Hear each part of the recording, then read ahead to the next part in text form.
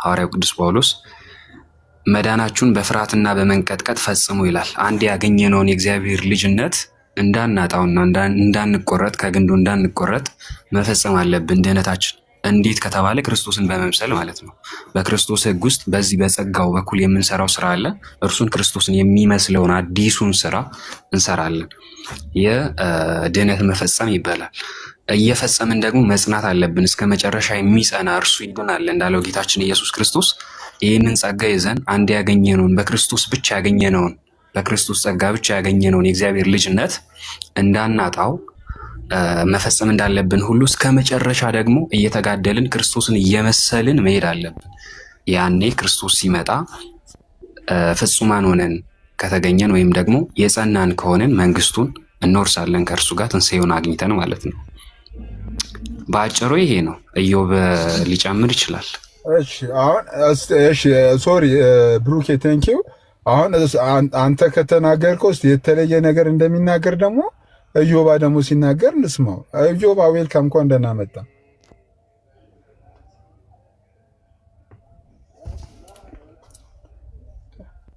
ኢዮባ ወይ ሲሶ እሰማለሁ። ትሰማለህ?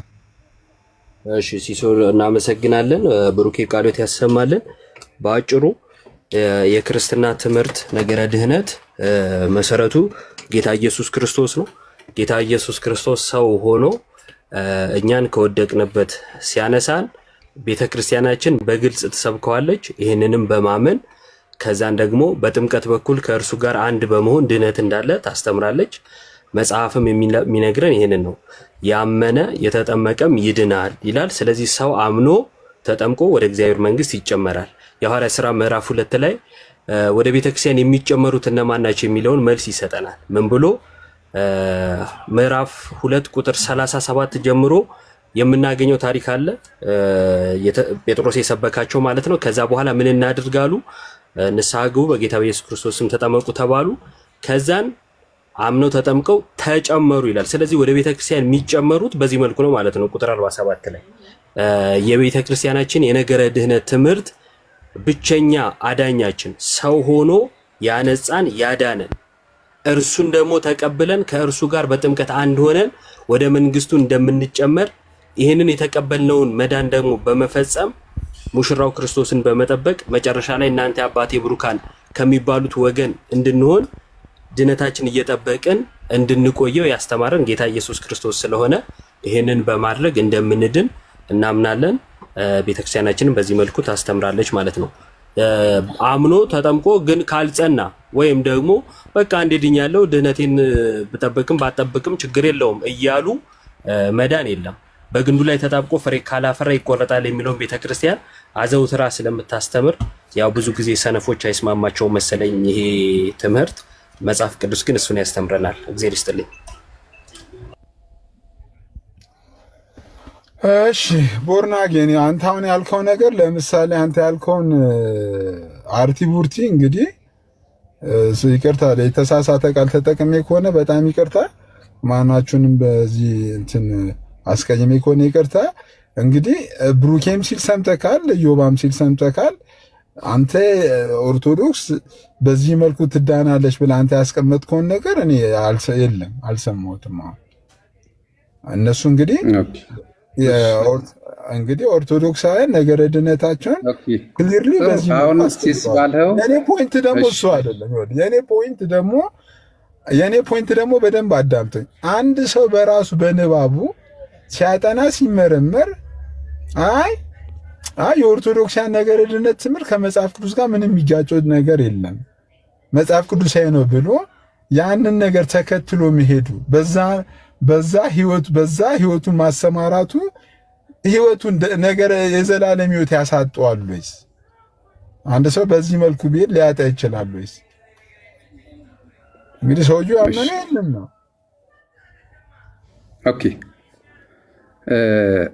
አሁን የምትለኝ ያው እናንተ እንዳልኸው አርቲ ቡርቲ ከሆነ እኔ ያነሳሁትኝ እንዳልኸው ይሁን፣ ግን ለነሱ ቁም ነገር ነው፣ አርቲ ቡርቲ አይደለም። አንተ አሁን እኔ የምናገረው አርቲ ቡርቲ ሳይሆን መሰረቱ ላይ ያለ ሰዎቹ በዚህ የእግዚአብሔር መንግስት እናገኛለን ብለው ቀን ቆጥረው እያንዳንዱን ነገር በስርዓት የሚፈጽሙት ነው። የዚህ ህዝብ በሙሉ ልቡን ጥሎ እድናለሁ ብሎ የሚልበትን ነገር አርቲ ቡርቲ አይደለም።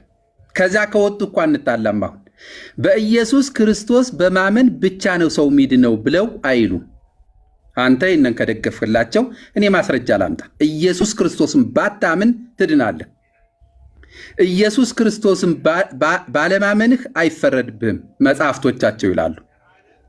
ይሄን መጽሐፍቶቻችን አውጥተን ጥለናቸዋል። ወይ አናነባቸውም፣ ወይ አውደ ምሕረት ላይ አናያቸውም፣ ሐሰተኛ ናቸው። ከዛሬ ቀን ጀምሮ እነዚህን ትምህርቶች አስወግደናል በመጽሐፍ ቅዱስ ብቻ ካሉን ኦኬ፣ ችግር የለውም። ምን ችግር አለው? ጥምቀት ላይ ነው ቀድመው ተጠመቁ ወይም በኋላ በሚለው እሱን አላነሳ። እኔ ሰው በምን ነው ሚድነው ስትላቸው በጻድቃን ምልጃ ከሲኦል ቢሆን ይወጣን ብለው የስንፍና ትምህርት ያስተምራሉ። ሰው ወደ ሲኦል ቢገባ አይደለም ራሱ ወደ ኋላ ቆጥሮ ይወጣን ብሎ ዳቦ አሻሮ ቆሎ እየቆላ ያለ ቦርናጌን ምን አለ መሰለህ፣ አሁን እኔ በቃ ላይቭን ልዝጋው። በቃ ቴንኪ ሁላችሁንም በጣም ነው የማመሰግነው። እኔ ኦልሬዲ እንደዚህ አይነት ውይይቶች ከመዝጋት በፊት አሁን ያነሳቸው ነገሮች ስላሉ ማለት ነው፣ ያው ካወራ ምላሽ ስለሚያስፈልገው የግድ መስጠት አለብኝ። ሲሶ ግን ምን አለ መሰለህ ኢዮብ፣ አሁን ምን አለ እኔ እኮ ነገርኩት እኮ ኦርቶዶክሳውያን ትክክለኛ ዋና ቀጥተኛ የነገረ ድነት ትምህርታቸው አለ። በትክክለኛና በቀጥተኛው በነገረ ድነት ትምህርታቸው ለምሳሌ ኢዮባ ሲናገር ሰምተኳል፣ ብሩኬ ሲናገር ሰምተኳል። ሌላም ኦርቶዶክሳውያንን አስገብተን ብንጠይቅ ይህንን ነገር ሊያነሱ እንትን ይሉ ይችላሉ። እና አሁን ሲሶ ችግር የለውም። ምን እስኪ አንድ ነገር ክሊር አድርግልኝ አንተ ኢዮብም ሌሎች ተው አንድ ነገር ክሊር አድርግልኝ። ቡርናጌን አይሰማ አሁን ላወራኸው ማስረጃ እጠይቅሃለሁ፣ ፕላስ ደግሞ ምላሽም ስለምሰጥ አንዴ ሚዩት አድርገህ አንተ ስላወራህ ማለት ነው። ልጨርሰውና ሀሳቤን ልጨርሰውና ከዛ እኔ ግን በማስረጃ እናወራለን። ኢየሱስ ክርስቶስን አንዴ ልናገር ልጨርስ እንጂ ሀሳቤን ነው ተናግራል። ሲስ ልዘጋ ነው እያለ ስለሆነ ለተወሩት ማስረጃ ነው። ችግር የለውም። ለምን ሲስ ትዘጋለህ? አንደኛ እንድናገር ከፈቀድክ አሁን ጉንጫ አልፋክር ከኔውን እኮ ብሎኛ ጉንጫ አሁን ግልጥ ቀጥተኛ የሆነ ነገር አለ እኮ የተናገሩት ውሸት ነው ወይስ ውሸት ነው በለኛ፣ ወይ ውሸት ነው የተናገርከው ማስረጃ ልጠይቅህ አሁን እንዲህ በለኝ ወደ ማለት ገባ። አሁን ማስረጃ እንድታቀርብልኝ ይኸው ሲስም እየሰማ እኔ አሁን ማብራሪያ አልፈልግም፣ እንዲህ ተረዳው ምናምንም የሚል አልፈልግም። ምክንያቱም እንዲህ ብለው ያስተምራሉ የሚል ስለሆነ ክሱ እኔ ማስረጃ ብቻ ነው የምፈልገው። ምን አይነት ማስረጃ? በኢየሱስ ክርስቶስ አለማመን አያስፈርድም ይላሉ ስላለ አሁን መጽሐፍ ገልጦ ብቻ ያሳየኝ። የሱን ማብራሪያ ግን አልፈልግም። ምክንያቱም ከጅምሩ ማብራሪያው ያላዋቂነት ማብራሪያ ስለሆነ ማለት ነው። ማስረጃ ብቻ ነው አሁን የምፈልገው። እየጠበቅኩ ነው ማስረጃ። ንግግሬን ልጨርስ፣ ከዛ በኋላ ማስረጃ ከፈለክ ማስረጃዎችን ሰጣለሁ። ቦርናጌን ይኸውልህ አንተ አንድ ክሌም እያደረክ ነው። ቦርናጌን እኔ አሁን እዚህ ጋር ኢዮባም አያስፈልግም ማንም አያስፈልግም። እኔ እንትን እያልኩ ነው። ለምሳሌ እነሱ ነገረ ድነታቸውን ትምህርት ከመጽሐፍ ቅዱስ ጠቅሰው እንደዚህ ተናገሩ። ኖ ኦርቶዶክሳውያን እየዋሹ ነው። እነሱ እንደዚህ ብሎ አይደለም እየዋሹ ነው እኮ የምልህ እኔ እየዋሹ ነው እየዋሹ ነው እኮ እየዋሹ የሆኑበትን ልንገር። መጽሐፍ ቅዱስ የሚያወሩት ውሸት ነው። መጽሐፍ ቅዱስ ማስረጃ በትልቁ ላድርግና እኔ እኮ አሁን እንደ ድሮ አይደለም አልወድም። እኔ እንደ ድሮ አይደለም። በጣም ሐሳቤን እንትን ብሏል። ይኸው ቦርናጌን በትልቁ አድርጌ ያለው እኔ እንትን አይደለም በትልቁ አድርጌ ያለው ኖ ይኸው እዚህ ጋር የቤተ ክርስቲያናችሁ ትምህርት እንደዚህ ነው የሚለው። እናንተ ደግሞ እንደዚህ ያለ እናንተ በዚህ በኩል ተዋሻላችሁ የምትሉ ከሆነ ይኸው በትልቁ አድርጌ ያለው ማስረጃ አምጣ። ኦኬ፣ ስለዚህ አንተ ማስረጃውን አቀርባለሁኝ። እሺ፣ ሐሳቤን ልጨርሰው ያዝኩትኝ። ቆይ ችግር የለውም። ሐሳቤን ከመጨረስ ማስረጃውን አስደግፈ ወይ ማስረጃው ከለ መዳና ለማባ አለኝ ማስረጃ ያለ ማስረጃ ምን የተጻፈ እኮ እኔ ከማውቀውም በላይ ነው የተጻፈ። ስለ ነገረ ድህነት በሌላ በኩል ይዳናን ብለው የሚያስተምሩበት በጣም ብዙ ነው ያላቸው። እልፍ አላፍ ማስረጃ ነው እኮ ያለው። እኔ አንድ ላቀርብልህ እችላለሁ፣ ግን ብዙ ማስረጃ አለ። እሺ አሁን ማስረጃ ጠይቄ ማስረጃ አሳይ ብዬ ነበር ሚዩት ያደረኩት። አሁን ነገሩን ወደ ሌላ እያዞረ መርመጥመጥ ጀምረሃል እና ቦርናጌን ወይ ማስረጃ ታመጣለህ ወይ ሚዩት ታደርግና ላወራቸው በሚገባ ቋንቋ ምላሽ እሰጥሃለሁ። ማስረጃ ሊከፍት ስለሆነ በጣም በቃ ለየትኛው እንትን ሲሶዬ ለየትኛው ጥያቄ ማስረጃ የሚያመጣው ከኢየሱስ ክርስቶስ ውጪ በብዙ መንገድ ኦርቶዶክስ የመዳን ትምህርት አላት ለሚለው ማለት ነው። እሱ ያንተ ጥያቄ ነው። እሱን ቀጥሎ ያምጣ። የመጀመሪያ የኔ ጥያቄ በኢየሱስ አለማመን አያስፈርድም ላለው ነው። በኢየሱስ አለማመን አያስፈርድም ያልንበትን ጽሑፍ እንዲህ ተረዳው የሚል አልፈልግም ብያለሁ። ምክንያቱም ቤተክርስቲያን ስታስተምር ቤተክርስቲያን እንዲህ ታስተምራለች ወይም እንዲህ ትገልጻለች ከተባለ ስለዚህ ትምህርቷን የገለጸችበት ምን አለ ማለት ነው? ጽሑፍ አለ ማለት ነው። ምክንያቱም እምነቷን በጽሑፏ በመጽሐፍቶቿ የገለጸች ስለሆነ ማለት ነው። እንዲህ አታስተምርም ተብሎ ድምዳሜ ተሰጥቶ ከተነገረ ማስረጃ፣ እንዲህ ታስተምራለችም ከተባለ ማስረጃ ያስፈልጋል። አሁን ቅድም ምን ብሏል? በኢየሱስ አለማመን አያስፈርድም ብሏል። ይሄ ደግሞ ትልቅ ምንፍቅና ነው እንዲህ ማለት። ምክንያቱም በኢየሱስ ክርስቶስ አለማመን ያስፈርዳል ነው መጽሐፍ ቅዱስ የሚለን። እሱ እንደዚህ ስላለ ቀጥተኛ ቃሉን እንዲህ ብሎ የተጠቀመ የመጽሐፍ ንባብ ካለ አውጥቶ ያሳየን፣ ከሌለ ግን እኔ ሐሳብ ሰጣለሁ ማለት ነው። ኦኬ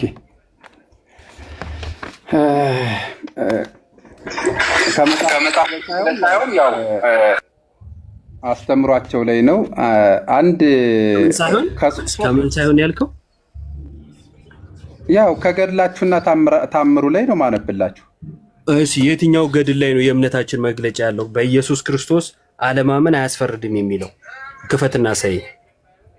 እሺ የመጀመሪያውን እኔ አሁን አንተ መካከል እሱ ነው የሚጠይቅ፣ እሱ ይጠይቅ። አንተ ስለ ኦርቶዶክስ ነው ያወራኸው፣ ሲስ ኦርቶዶክስ አይደለም። ሰው እኔ ጥያቄ ጠይቄሃለሁ፣ እባክህ ማስረጃ። አንተ ልትጠይቀኝ አችልም እኮ አንተ ጠይቀኝ ጉዳይ አይደለም። እስካሁን ስታወራ የነበረው ማን ይጠይቀኛል ብለህ ነው? አሁን ቆይ ቦርናጌን፣ አሁን እኔ በጣም ክርክር ሰልችቶኛል። በጣም በጌታ ያለ እንደው በመድኃኒዓለም ልለምን።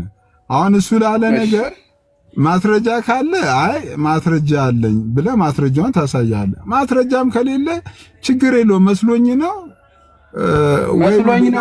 ለምን ነው እንደዛ የምትለው? መስሎኝ ነው እኮ ካለ አንድን ብዙ ህዝብ ያለውንና አንድ ተቋምን ዝም ብለህ መናገር አችልም። መስሎኝ ነው የሚባል ነገር የለም። ጽፈው የሚያስተምሩ ዕለት የሚሰብኩትን ነው እኮ ማወራ። አሁን ይሄ ኮተታ ነገርን ቀለል ማድረግ። ኧረ በጌታ እኔ ባይዘው እንደ ጥሩ ሲስም አትግባ። ይቅርታ በመሃል ማስረጃ ብቻ ነው ማስረጃ ስለ ምክንያቱም ቅድም ስለ ቤተ ክርስቲያን ሲናገር አገር ወሬ በውሸት በአሻሮ በምናምን እያለ እሱ እንኳን ስሙ ሊሆን ይችላል ብቻ ግን ሲጠራራ ነበረ። እንደዛ እያለ ሲያወራ ማንም ምንም አላለው። ገብተንም ዝምን ያልነው ታችም ሆነን ዝምን ያልነው ለምን? ማስረጃ ስለምንጠይቅ ማለት ነው። አሁን ለጠየቁት ማስረጃ ማይሰጠኝ ከሆነ ዝም ብሎ የፈለጉትን አውርቶ ከዛ በኋላ የሆነ ኮታቱ የሆኑ ወሬዎች አውርቶ ግጭት ፈጥሮ ሮጦ መውጣት የተለመደ ፕሮቴስታንታዊ ልምድ ሆኗል። ብዙ ጋር ማለት ነው፣ ሁሉንም ባይሆን ብዙዎቹ ጋር እንደዚህ ተለምዷል። እንደዚህ አይነት ደግሞ ቤት ውስጥ የማያዋሩት ሰዎች ማለት ቤት ውስጥ የሚያወራው ሰው ያጣ ሰው እየወጣ ባገኘበት ዝም ብሎ ዘባርቆ ይወጣል። የምናወራው ስለ ትልቋ ቤተክርስቲያናችን ነው። ማንም ቆይ አንዴ በጌታ ቶሎ ማስረጃን ክፈትና በጌታ እኔንም ገላግኝ። እሺ አንደኛውን እኔ ላቅርብ፣ የመጀመሪያውን ማለት ነው። ክርስቶስ ኢየሱስ ብቻ ሳይሆን በሌላ ስላመነ የሌላ ስለጠራ በዛ በጠራው ስም እንደሚድን ታምረ ማርያም ይናገራል።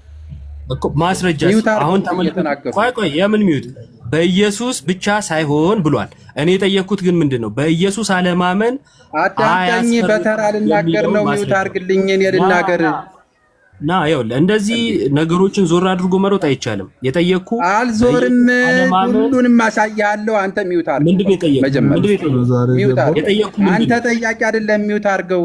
ቆይ አንዴ ያንዳንዱን ላሳይ።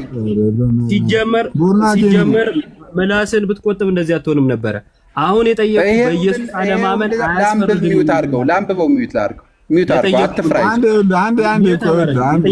ቦርናጌን ቆይ፣ ቦርናጌን እዮባ ሚዩት አድርገው፣ እዮባ አንድ ሚዩት አድርገው። ቆይ ቦርናጌን ጥያቄን ያስታውሰኝ መጀመሪያ። እሺ ቦርናጌን ኦርቶዶክስ በኢየሱስ ክርስቶስ አለማመን አያስፈርድም ብላ ታስተምራለች አታስተምርም?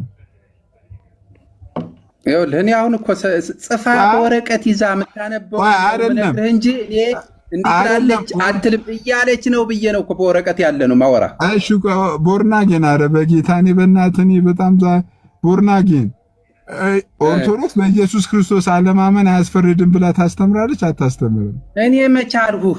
የጻፈችውን ላንብብልህ ነው እንጂ አልሁህ። እኔ እኮ እከዲ አላልኩህ። የጻፈችው ጽሑፏን ላንብብልህ። እዛ አንተ አትልም በለ ሰምተህ ስማለህ አትልም በለ ሲሶ። ሌላ ውሸት ቅድም ቤተ ክርስቲያኒቷ እንዲህ ብላ ታስተምራለች ብሎ ነበር ሲያወራ የነበረው። ምን ብሎ በኢየሱስ ክርስቶስ አንዴ እኮ ታነባለህ። እስካሁን ታዲያ ምን ነበር ስጠብቅ የነበረው? በኢየሱስ ክርስቶስ አለማመን አያስፈርድም ብላለች ብለህ ነበረ። ክፈትና አስነብበን። ሌላ ተረጋጋ፣ አሳያለሁ። እየጠበቅን በቃ ሚውት አድርገውና አዳምጠኝ። እሺ ሚውት አድርገው። እሺ ካሜራውን ክፈትና አሳየን። ከማስረጃው ነው መጀመር የምፈልገው። ይሄው ኦኬ። የዘወትር መቅድም ማውጣት ይችላል። እሺ ካሜራውን ክፈት አሳየን። ካሜራውን ይሄ እኮ ምዕራፍና ቁጥር ያለው መጽሐፍ ነው እኮ። ለምን ነው ካሜራ ክፈት? አማርኛ ግልጽ አይደለም ወይስ ምንድነው? ካሜራ ክፈትና እያሳየህን እናንብበው። የጠየቅኩን ጥያቄ በቀጥታ መመለስ አለመመለስህንም ሰው እንዲታዘብ። ለምንድን ነው መክፈት የፈራኸው? ክፈተው። ኦኬ እከፍተዋለሁ። ምን እናንተ እኮ ተጨንቃችሁ ሞታችሁ እኮ በቃ ውሸትን እንደ ጋቢ ውስጥ ላይ ሸፍናችሁ መከራችሁን አያችሁ። ውይይቶች በሙሉ ሁለታችን በመከባበር ሀሳብ ላይ ብቻ እባካችሁ። አንዴ ሽንት ቤት ቁጭ ብሎ እምነት ብቻ የሚለውን ለመሰረተልህ ለሉተር ንገረው። እሱን አሁን ማስረጃውን አንብብ።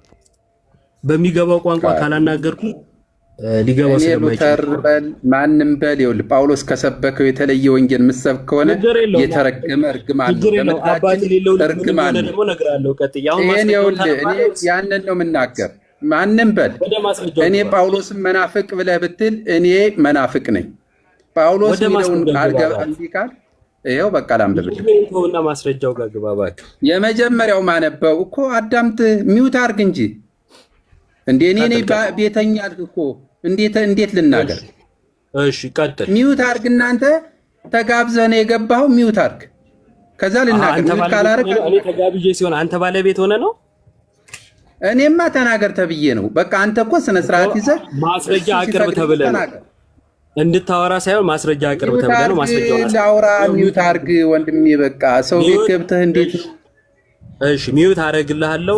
ከጠየኩ ጥያቄ ውጭ ካወራህ እገባብሃለሁ። ቀጥለው።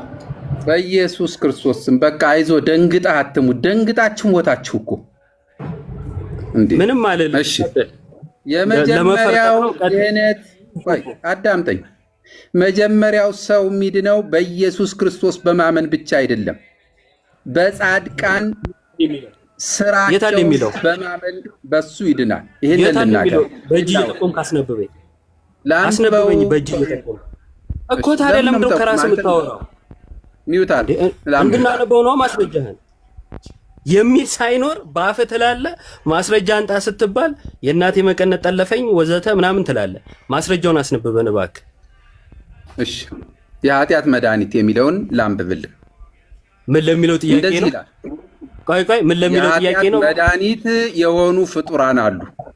የኃጢአት መድኃኒት በእጅ ጠቁመኛለሽ። ቦርናጌን እኔ በእናትህ ቦርናጌን እኔም በእናትህ እኔም ታማሚ አታርገኝ በክርስቶስ። አሁን ይኸውልህ አሁን እሱ ማስረጃ የጠየቀ ነገር አሁን ቅድም በንግግር መካከል ኦርቶዶክስ አጠፋብኝ። እኔን ራሱ እኮ ክርስቶስን ያለ ክርስቶስ እኔ አስታውሳለሁ በኢየሱስ ክርስቶስ አለማመን አያስፈርድም ብላ ያስተማረችበትን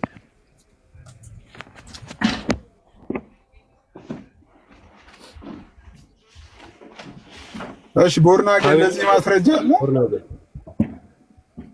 እሺ እኔ እንድናገር እኔ በሌላ የኃጢአት መድኃኒት የሆነ ሰው አለ እያልሁኝ እየተናገርኩ ግልጽ በሆነ መንገድ ሙለታ ሚዩት አድርግ።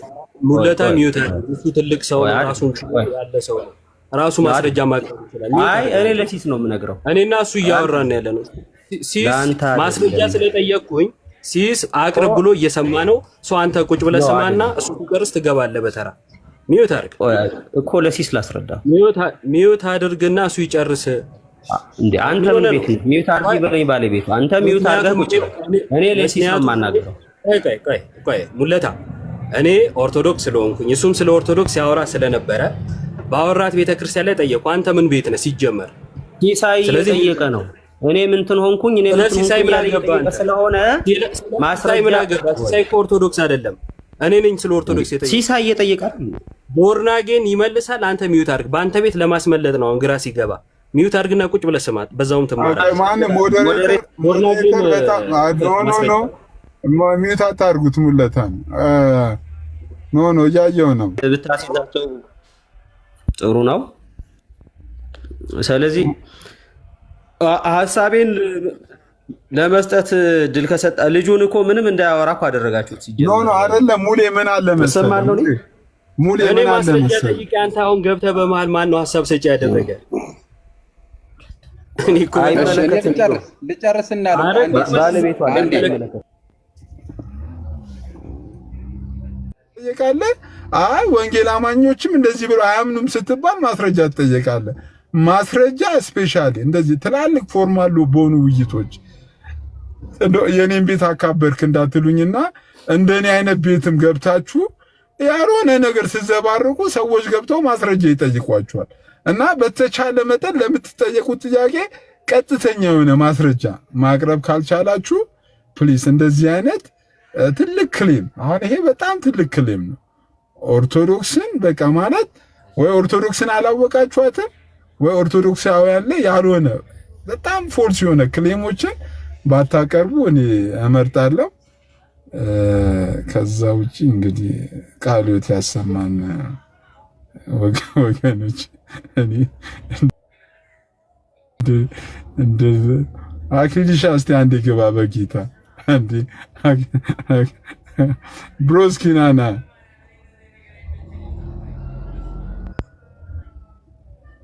ኧረ የት ነው ያለው አክሊል?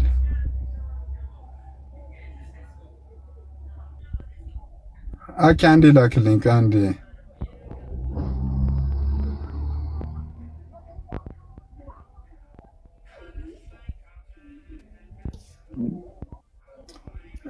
እኔ ራሱ ክርክር ራሱ ሰልችቶኛል። ወየ ምንድነው ጨለማ ውስጥ ገብተህ ተገለጥ? ምን ጉር ነው?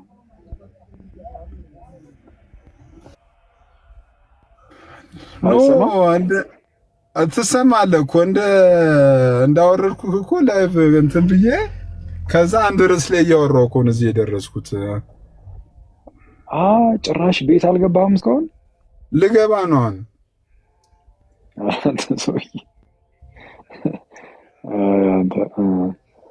ቀደም እኮ ሙሌ ነች የረበሸችው እንጂ እንትን ነበር፣ አሪፍ ነበር።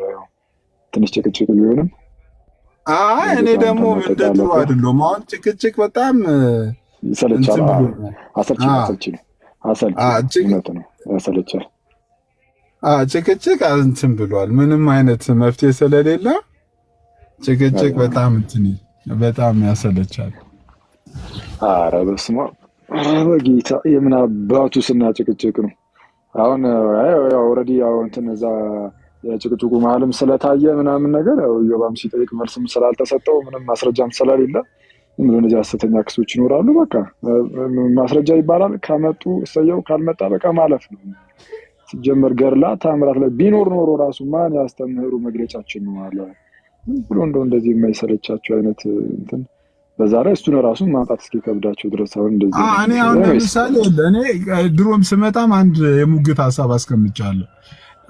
ኦርቶዶክሳውያን ለምሳሌ የነገረ ድነት ትምህርት መጽሐፍ ቅዱስን መሰረት ያደረገ የነገረ ድነት ትምህርት አላቸው። ይሄንን ትምህርት ሲሞግቱ ነው የኔ ፖይንት። ያኔ መጀመሪያም ቲክቶክ ላይ ስመጣ የመጣሁት በዚህ ሐሳብ ነው። ይሄ የነገረ ድነት ትምህርታቸው መጽሐፍ ቅዱሳዊ አይደለም፣ ይህ መጽሐፍ ቅዱሳዊ ነው። ከታሪካዊ ክርስትና ከአባቶችም ሊሆን ይችላል፣ ከተለያየ ምንጮች በመጥቀስ ይህንን ነገር እናውራ። ሶክ አንድ ነገር ነው። ኖ አይደለም ብለ ዝም ብለ አሁን ቤተክርስቲያኒቷ የምታስተምረው የነገረ ድነት ትምህርት እያለ አንተ ግን ሌላ አስተምሮ አምጥተ በዚህ በቃ ግዴታ ይህንን ነው የሚያምኑት ብለ እንትን ማለት አይ ቲንክ እኔ ይሄኛውን መስመር ራሱ የሚሞግት ሰው ካለ እስቲል ዌልካም። ሁሉ ጊዜ በዚህ ጉዳይ ሰው ቢሞግታችሁ ደስ ይለኛል። እና ያኖ ፖይንት እስቲ አንድ 5 ደቂቃ ነገረ ድነት ለሄድበትና ከዛ በኋላ ኦኬ። ምን የድነት ትምህርታችን ምን እንደሆነ ነው 5 ደቂቃ እሱ ላይ እኮ ነው እያወራሁት ነበር። እሱ ላይ ነው እኮ ከዛ በኋላ ምን ተነሳ አንዳንዶች ገብተው አይደለም አሁን ለምሳሌ እንደ ቡርናጌን አይነት ሰዎች ገብተው ነው ኦርቶዶክሳውያን ነገረ ድነታቸው በጣም ብዙ ነው፣ በማንኛውም ነገር ነው የሚዳነው ብሎ ተነሳ። ኦርቶዶክስ እንደዚህ ብላ አታስተምርም ማለት የነገረ ድነት ትምህርቶቿ ማንም መምህራኖች ገብተው እንደዚህ ብሎ መናገር የሚችሉ የነገረ ድነት ትምህርት አላት የሚለውን ሐሳብ እያነሳን ነበር። እስቲ ይሰማል ድምጼ? ሲሱይ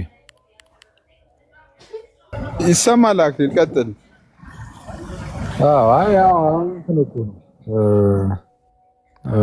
ምንድነው አንዳንድ ሰው እንግዲህ ያው አስቸጋሪ ነው። ከፈለገ ዝም ብሎ የሆነች መጽሐፍ መዘዝ ያደርግና የሆነች ቴክስት ብቻ የሆነች ጽሁፍ ብቻ መዘዝ ያደርግና በቃ እዚህ ጽሁፍ ላይ እንዲህ ስለሚል በቃ እንደዚህ ነው ብሎ የራሱን መረዳት ይዞ ሊመጣ ይችላል።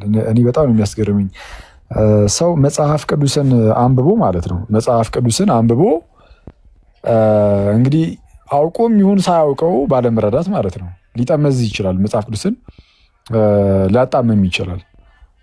ከመጽሐፍ ቅዱስ አልፈው አንዳንድ ሰዎች ሌሎች መጽሐፍትንም ሊያጣምሙ ይችላሉ። የሆነ ቴክስት ተይዞ ዝም ብሎ እንደዚህ አይሩጥም።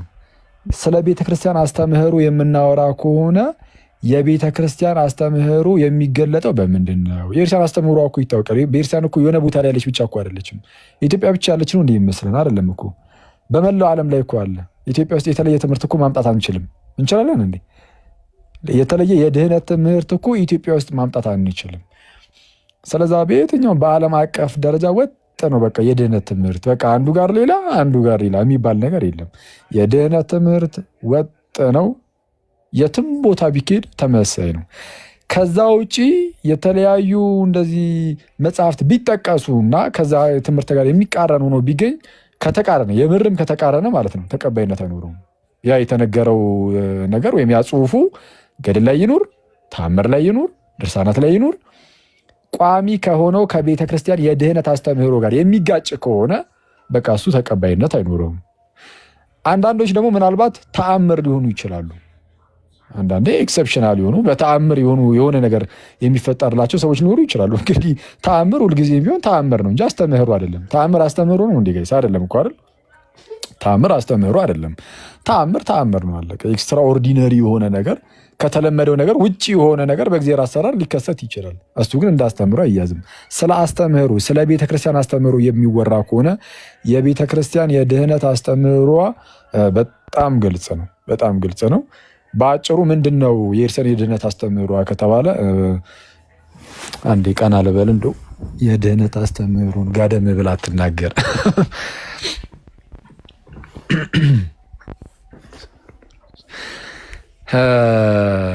የቤተ ክርስቲያን የድህነት አስተምህሯ ምንድነው የሚለውን በአጭሩ ልንገራችሁ። ከዛ በኋላ ምንድነው እንግዲህ ጌታችን የሚለው ነገር አለ፣ ጆሮ ያለው መስማትን ይስማ ይላል እና ጆሮ ያለው መስማትን ይስማ አለቅ። ከዛ ውጭ ይሄ ጆሮን ድፍን ያደረገ መብቱ ነው፣ እንደደፈነ ይቀጥላል።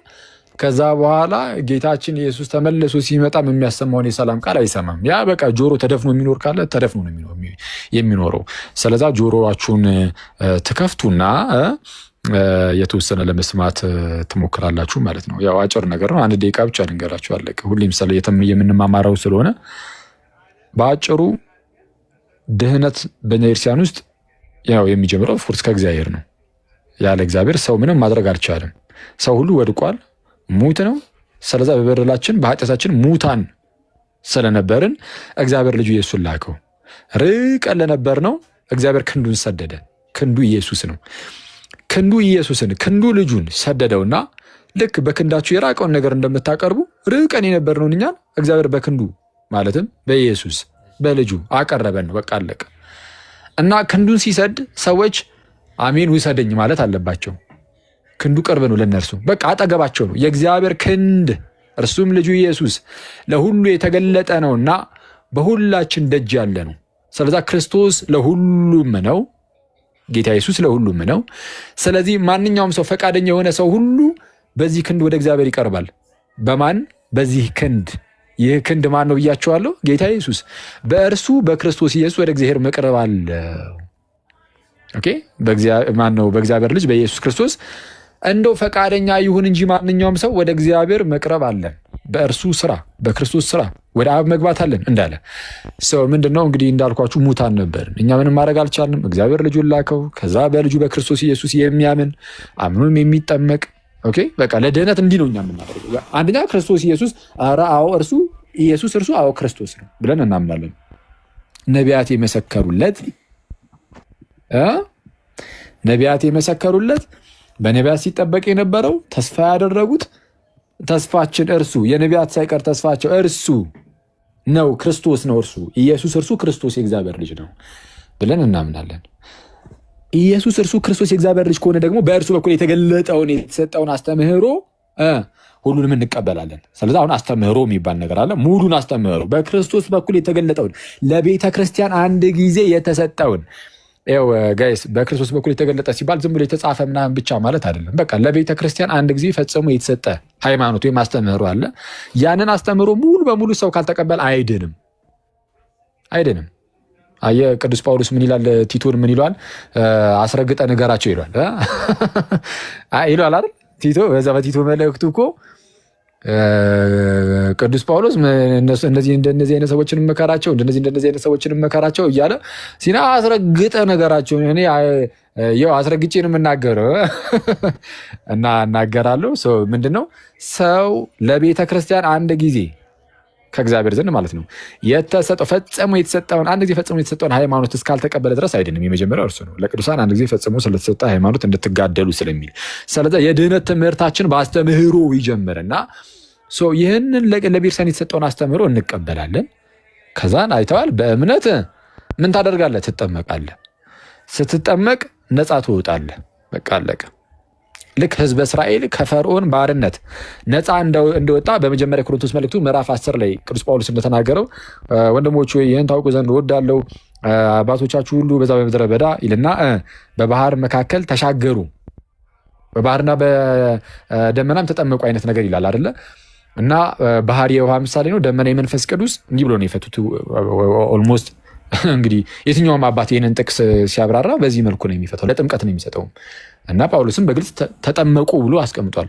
ቅዱስ ጳውሎስ ራሱ ተጠመቁ ነው የሚለው። እና በዛ በባህር መካከል ልክ ተሻግረው ህዝበ እስራኤል ዘጸአት ላይ ማለት ነው ከግብፅ ሲወጡ ልክ ያንን የኤርትራን ባህር ተሻግረው ልክ ሲወጡ ባህሩ ተከፍሎ እነሱ ነፃ ያወጣቸውና ህዝበ እስራኤልን ተመልከቱ ጋይስ። ፈርዖንን ግን እዛ ውስጥ ከነ ወታደሩ አስምጦ ያስቀረዋል። ልክ እኛም ወደዚህ ወደ ጥምቀቱ ልክ ስንገባ ጥምቀት እኛን ነፃ ያወጣና በጥምቀት በኩል ነፃ እንወጣና ይከተለን የነበረውን ይህንን ባርነቱን ምናምን እሱን ግን ያጠፋዋል ነው። ኦኬ ውጡ ያስቀረዋል። ይህንን ነገር የሚያደርገው ማን ነው እንዴ?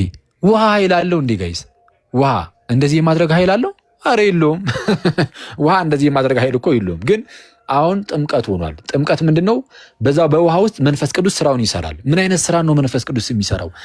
በጌታችን በኢየሱስ ክርስቶስ የተሰራውን የማዳን ስራ በዛ በተጠማቂው ላይ መንፈስ ቅዱስ የክርስቶስ የማዳን ስራ በተጠማቂው ላይ ያደርገዋል መንፈስ ቅዱስ።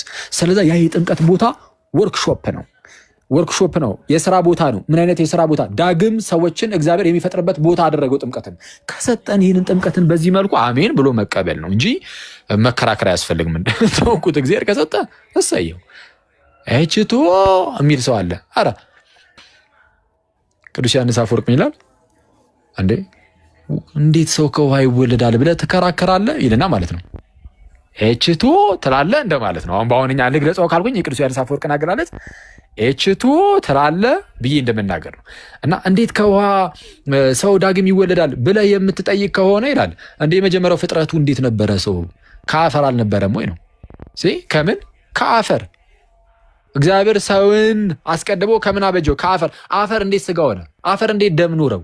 ይሄ ስጋው ደሙ እነዚህ ስሩ ምን ይሄ ማለት ይሄ ማሰቢያችን ይሄ እያንዳንዱ ኦርጋኖቻችን ምናምን እንዴ አፈር እንደዚህ ሊሆን ይችላል እንዴ? አይችልም እኮ አይደል? ግን እግዚአብሔር ከምድር አፈር አበጀው አለበት። በቃ እንደዚህ ያደረገን። ኦኬ ሰው ከአፈር እንዲህ ያለ ነገር ማበጀት የሚችል ከሆነ ከውሃ ዳግም የማይወልድበት ምክንያት ምን አለው? ወይስ የእግዚአብሔርን አቅም እየተገዳደር ነው? አይ ነው አይችልም እግዚአብሔር እያለን ነው? በፍጹም ይችላል። እንደሚችል ያሳየን አስቀድሞ በነበረው ፍጥረታችን ላይ ከአፈር እንዲህ ያለ ስጋን መፍጠሩ ነው። አሁን ደግሞ ከውሃ ዳግም ይወልደናል ነው አይደለም? እንደዛ ነው። እና ምንድነው ሰው በዛ በጥምቀት ውስጥ መንፈስ ቅዱስ የክርስቶስን የማዳኑን ስራ በእኛ ላይ አድርጎት ነፃ እንወጣለን። ኦኬ ከጨለማ ወደ ብርሃን ከጨለማ ወደ ብርሃን እንመጣለን። ከቅዱስ ምስጢር እንካፈላለን። ቅዱስ ቁርባን እንካፈልና ከሁሉም ከክርስቲያኖች ጋር እንያያዛለን። እርስ በእርሳችን ክርስቲያኖች የተያያዝንን አንድ ስጋ ነን እንደተባለው እኔ የተቀበልኩት የጌታ ስጋ አንድ ነው። ናትንም እዚህ ጋር ያለው ዲያቆኑ ወንድማችንም እንደዛው እነዚህ ውስጥ ያላችሁ ሁላችሁም ክርስቲያኖችም የተቀበላችሁት ቅዱስ ቁርባን ያ የጌታ ስጋና ደም አንድ ነው። መቼስ አይደለ? ህብስቱና ወይኑ የተለያየ ህብስት ቢዘጋጅም በየጊዜው ግን አንድ ህብስት ነው። ከምን አንጻር? አንድ የጌታ ስጋ ስለሆነ ያ ህብስቱና ጽዋው ወይም ወይኑ ሲጸለይ የጌታ ስጋና ደም ነው የሚሆነው። ስለዚህ የጌታ ስጋ ከመሆኑ አንጻር ሁላችንም ያንን አንዱን ስጋ እንካፈላለንና አንድ የጌታ ስጋ ነን እንላለን። ስለዛ በቃ ለመዳን የሚያስፈልገን ምንድን ነው? አስተምህሮን ለቤተ ክርስቲያን አንድ ጊዜ ፈጽሞ የተሰጠውን አስተምህሮ መቀበል ሙሉን። ይሄ በስላሴ አላምንም ግን ድናለሁ አይቻልም። ስጋዌ ላይ የተዛባ ትምህርት አስተምራለሁ ግን እድናለሁ አትድንም። ምንድነው የድህነት ትምህርት ላይ ጥምቀት አያድንም እድናለሁ ነው አይቻልም፣ አትድንም። ቅዱስ ቁርባን ላይ አምታታለሁ ተምታተህ ትቀራለህ አትድንም። ሰው ሙሉ የሆነውን ትምህርት ትቀበልና በቤተ ክርስቲያን ውስጥ ትጠመቃለህ፣ ቅዱስ ቁርባን ትቀበላለህ። ከዛ በኋላ ክርስቶስን መስለህ ኑር ነው አለቀ። የድህነት ትምህርት ይሄ ነው። የድህነት ትምህርት ክርስቶስን በመምሰል ህይወት ውስጥ ደግሞ ትኖራለህ። ክርስቶስን በመምሰል ህይወት ውስጥ መኖር አለብህ። ፍሬን እያፈራ የሆነ በደንብ ባደረገ በቃ በአንዴ 100 አፍራ ምናምን አልተባለም። እኔ ሁሌም ነው የምላችሁ አይደል?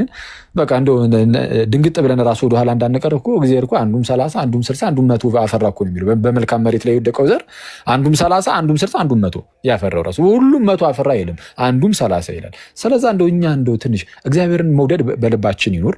በቃ እኛ ምን ምንለው እንደዛ ነው። እግዚአብሔርን መውደድ ይኖር በልባችን አለቀ። እግዚአብሔርን እንውደደው፣ እናፍቅረው። ከዛን እግዚአብሔርን ከወደድነው በኋላ ለእርሱ ካለን ፍቅር የተነሳ እንደው ትንሽ እንኳን ፍሬን ለማፍራት ስንሞክር እግዚአብሔር ደግሞ በትንሹ ስንታመን በብዙ የሚሾም ጌታ አይደለ? በትንሹ ስንታመን በብዙ እየሾመን በትንሹ ስንታመን በብዙ እየሾመን ከፍ ከፍ እያደረገን ይሄዳል። ራስ የሆነውን ጌታን እርሱም ክርስቶስ ኢየሱስን በመምሰል ውስጥ ደግሞ እናድጋለን። የድነት ትምህርታችን አለቀ። ይሄ ነው። ምንም የተወሳሰበ ነገር የለንም። እናምናለን፣ እንጠመቃለን። ዘር ከተጠመቅን በኋላ ቆይ አንዴ እዚህ ጋር ቅዱስ ሜሮን ምናምን የሚባለው ላይ ማለት ነው። ሜሮን ማለት ልክ ሐዋርያቱ ካጠመቁ በኋላ ምን ያደርጉ ነበረ? በመጽሐፍ ቅዱስ ላይ ሐዋርያት ስራ ላይ ያጠምቃሉ። ከዛ ምን ያደርጋሉ? አንብሮተ እድ አለ አይደለ? አንብሮተ እድ አለ የለም? አንብሮተ እድ አለ። ይህም እጅ መጫን፣ በእጅ መጫን የመንፈስ ቅዱስ ስጦታ ደግሞ ይቀበላሉ። እርሱ አሁን በምን ተተክቷል? በቅብአ ሜሮን በቅብአ ሜሮን ተደርጎ ተተክቷል። ከጥንትም ጀምሮ ነው ይሄ ነገር የመጣው። የፕራክቲስ ያለው ከጥንት ጀምሮ ነው። ዋናው ቁም ነገሩ ያለው የቆዳ ንክኪ ላይ ላይሆን ይችላል። ይሄ መንፈስ ቅዱስ አሰራር ነው። ሰው ግን ስልጣኑ ባላቸው ሰዎች በኩል በቅብአ ሜሮን ይህ ነገር እንደዚህ ይፈጸማል። የኔስ ቅዱስ ቁርባን እየተቀበልን ከዛ በኋላ መኖር ነው አለቀ። አንድ ሰው ምንድነው የመጀመሪያው ውልደታችን ላይ ሰው አሁን እናንተ በስጋ ስትወለዱ ፈቅዳችሁን የተወለዳችሁ አይደለም አይደል? ሳትፈቅዱ በስጋ ትወልዳችኋል። ከዛ በኋላ ግን ያው ስጋዊ ምግብን እየበላችሁ እያደጋችሁ እዚህ ደርሳችኋል፣ ትቀጥላላችሁም። ወደ መንፈሳዊ ስትመጡ ደግሞ ሳትፈቅዱ አይደለም የምትወለዱት። አሁን ያው ሳንፈቅድ የተወለድነው እኛ አሁን ደግሞ በሐዲስ ኪዳን ፈቅደን ዳግም እንድንወለድ እግዚአብሔር እድሉን ሰጠን። ፈቅደን እንድንወለድ ይኸው ፈቅደ ተወለድ ዳግም ተባልን። ፈቅደን ዳግም እንወለዳለን። መፍቀድ አለብን እኛ ራሳችን ከእግዚአብሔር ለመወለድ አሜን ብለን መሄድ አለብን። እግዚአብሔር ሲጠራን ድምፁን መስማት አሜን እሺ ወዴት አባ እንደዛ ማለት አለብን። ሰው እግዚአብሔር ልጁን ልኳል እንዳልኳችሁ ሰው ፈቅደን ዳግም እንወለዳለን። ዳግም ከተወለድን በኋላ ከኛ የሚጠበቀው ከቅዱስ ቁርባን ቶሎ ቶሎ እየተካፈልን መንፈሳዊ መብል መንፈሳዊ ምግብ የሆነውን የጌታችን የክርስቶስ ኢየሱስን ስጋና ደም እየተቀበልን በቃ በመንፈስ ደግሞ ማደግ ነው አይደለም እንዴ? ያ እንደዛ ነው። እና በቃ የድህነት ትምህርታችን ይሄ ነው። ከዚህ ውጪ ግን አሁን ከዚህ የሚቃረን ነገር የሚያስተምር ሰው ካለ መጥቶ ለምሳሌ አይ ጥምቀት አያድንም የሚል ነገር ቢገኝ በመጽሐፍት ላይ አይገኝም። በጣም ከባድ ነው። ግን ቢገኝ ግን በቃ ያ ስህተት ይሆናል ማለት ነው። ይሄ በዓለም አቀፍ ደረጃ በቃ ይሄ ነው ትምህርታችን። እንዴ አንዳንዴ ኦርቶዶክስ ኢትዮጵያ ውስጥ ብቻ ያለ ይመስላችኋል? ኢትዮጵያ ውስጥ 5 አዕማደ ምስጢራት ብላ እኮ ስትይዙ እኮ ኤርሲያን ጥምቀትና ቁርባንን ጨምራ እኮ ነው። በጣም እኮ የሚያስገርም ነው። በኢትዮጵያ ደግሞ ያለው ማለት ነው። እና ለማንኛውም ቁርባን ቅዱስ ቁርባን እውነተኛ ጌታ ስጋና ደም አይደለም የሚል ቢመጣ በቃ እሱ ስህተት ነው። የምንመዝነው ከዚህ አሁን ከሰጧችሁ የድህነት ትምህርት በሰጧችሁ የድህነት ትምህርት ነው የምንመዝነው። ይህ አሁን የሰጧችሁ የድህነት ትምህርት የነገርኳችሁ የድህነት ትምህርት ከጥንትም ጀምሮ በአባቶች ዘንድም የታመነ ነው። በመጽሐፍ ቅዱስም በአባቶችም በቃ ያለ ነው አለ። በአባቶችም ግልጽ ሆኖ የሚታይ ነው። ስለዚህ አያችሁ ክርስትና ታሪካዊ ነው። ዝም ብሎ የሆነ ኬትም መቶ ብቅ የሚል አይደለም። እና እንደዛ ነው እናንተ ሰዎች እና ይሄ ዝም ብሎ ባላሉት እንደዚህ ያሉ ምናምን ሳይሆን እኔ ቆይ አሁን እንደው ልንገራችሁ እንደው በጌታ አሁን እንደው ቤተክርስቲያን ተከሳ አሁን የከሰሳት የቀደሙ ልጅ ምን ብሎ ነው ምንድነው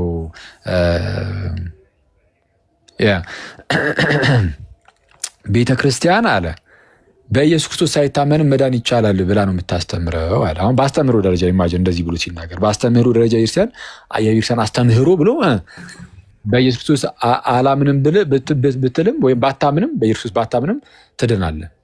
ወይም በኢየሱስ ክርስቶስ አለማመን አያስፈርድብህም። በኢየሱስ ክርስቶስ አለማመን አያስፈርድብህም። አስበው ቤተክርስቲያን እኮ የሰጠችን ምን የሚል ነው? የጌታዋን ቃል ማለት ነው። ቤተክርስቲያን የሰጠችን በዚህ የጌታዋን ቃል ምን የሚለውን የጌታዋን ቃል በልጁ የማያምን ይፈረድበታል፣ አሁን ተፈርዶበታል የሚል ቤተክርስቲያን እኮ የሰጠችን። ወይስ ሌላ ነው? ሌላ አካል ሰጥተዋል እንዴ? ይሄንን በልጁ የማያምን ግን በአንዱ ጊዜ ልጅ ስም ስላላመነ አሁን ተፈርዶበታል የሚለውን የኢየሱስን ቃል እኮ የሰጠችን ቤተክርስቲያን ናት። ይህንን የኢየሱስን ቃል እኮ የሰጠን እኮ ሌላ ማንም እኮ አይደለም፣ ቤተክርስቲያን ናት። ቤተክርስቲያን ይህንን አንስታ በትልቁ እያሳየች እንዴ አንተ ቅዳሴ ላይ እኮ ምንድነው የምንለው? ሁሌ ምንድነው ቅዳሴ ላይ በተለይ ዮሐንስ ወንጌል ለምሳሌ ከተነበበ በዕለቱ የሚነበበው ወንጌል የዮሐንስ ወንጌል ከሆነ ምንድነው የምንለው? ልክ ወንጌሉን አንብቦ እንደጨረሰ ካህኑ ምን ይላል? በወልድ የሚያምን የዘላለም ሕይወት አለው። ሁሌ እኮ ቅዳሴ ላይ አስተውሉ እስቲ። ዮሐንስ ወንጌልን ሲነበብ እስቲ ምንድን ነው የሚባለው? በወልድ የሚያምን የዘላለም ሕይወት አለው አይደለ? እኔ ቤተክርስቲያንን በዚህ ደረጃ ዝም ብሎ ይሄ በቃ እንትን ነው። ይሄ የመጨረሻ ያላቸውን ድንጋይ መወርወር ላይ ነው በቃ ህዝቡ የተያያዘው። በቃ አንዳንድ ሰው በቃ እንዲህ ነው። እና ይሄ ዝም ብሎ የሚሆን የማይረባ ወርውረው ምንም የማትፈጥርበትን አይነት ድንጋይ ከምትወረውር ምን ብታደርግ ይሻላል? ለምሳሌ እኛ የምናምነው ይኸው እንደዚህ ይታወቃል። ስለዛ ግባና ጥምቀት አያድንም ብል አይደል የምታምነው? ጥምቀት አያድንም ብለህ ነው አይደል? በቅዱሳን ቃል ኪዳን ይዳናል አይዳንም? አንዴ ማነው ስሙ በለጠ አንዴ ግን ሞዴሬተሮች አሁን ለምን ማን ነው ያስገባው? በጌታ ግን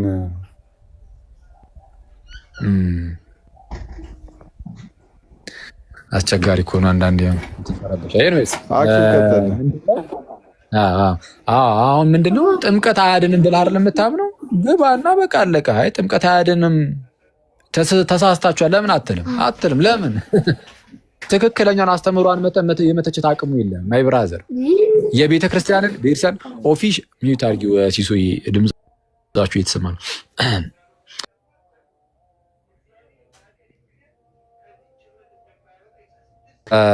የቤተክርስቲያንን አስተምህሮ ኦፊሻል የሆነውን ማለት ነው። በቃ ይሄ የእርሳን አስተምህሮ ነው የሚባለው መተልተቻ እንዴ ልብ ይጠይቃል።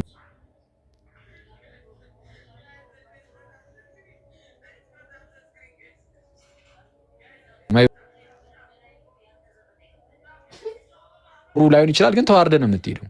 እንዴ መተ ጥምቀት እንደማያድን አይደል የምታምነው? መተ ጥምቀት አያድንም ለምን አትልም? በቃ በክርስቲያኖች ፊት እንደዚህ የመቆም ብቃት የለም። ካለ ና ግባ። የትኛውም ፕሮቴስታንት ማለት ነው። ጥምቀት አያድንም ብለን አገባ ይኸው እኛ ጥምቀት ያድናል ነው የምንለው። እና ምንድነው ሌሎችንም ቢሆን እንደው መሰረታዊ የክርስትና ትምህርታችንን መተቸት የሚችል ሰው ካለ መጥቶ እሱን መተቸት ነው። ስለማይችሉ ያላቸው አማራጭ ምንድነው? እንደው ገድል እኮ ላይ የሆነ ተአምር ላይ እንዲያይቼ ይልና ለራሱ ወስዶ አጥመዝምዞ ምን ብሎ የራሱን የሆነ ነገር ከምሮ እንዲህ ነው ይላል። ኤዲያ ገድል ተአምር ምናምን ብለህ ደግሞ የራስን ነገር ትለጠፍበታለህ። እነዚህ የገድላት ተአምራት መጽሐፍ ሲጀመር ያስተምሩ መግለጫዎቻችን አይደሉም።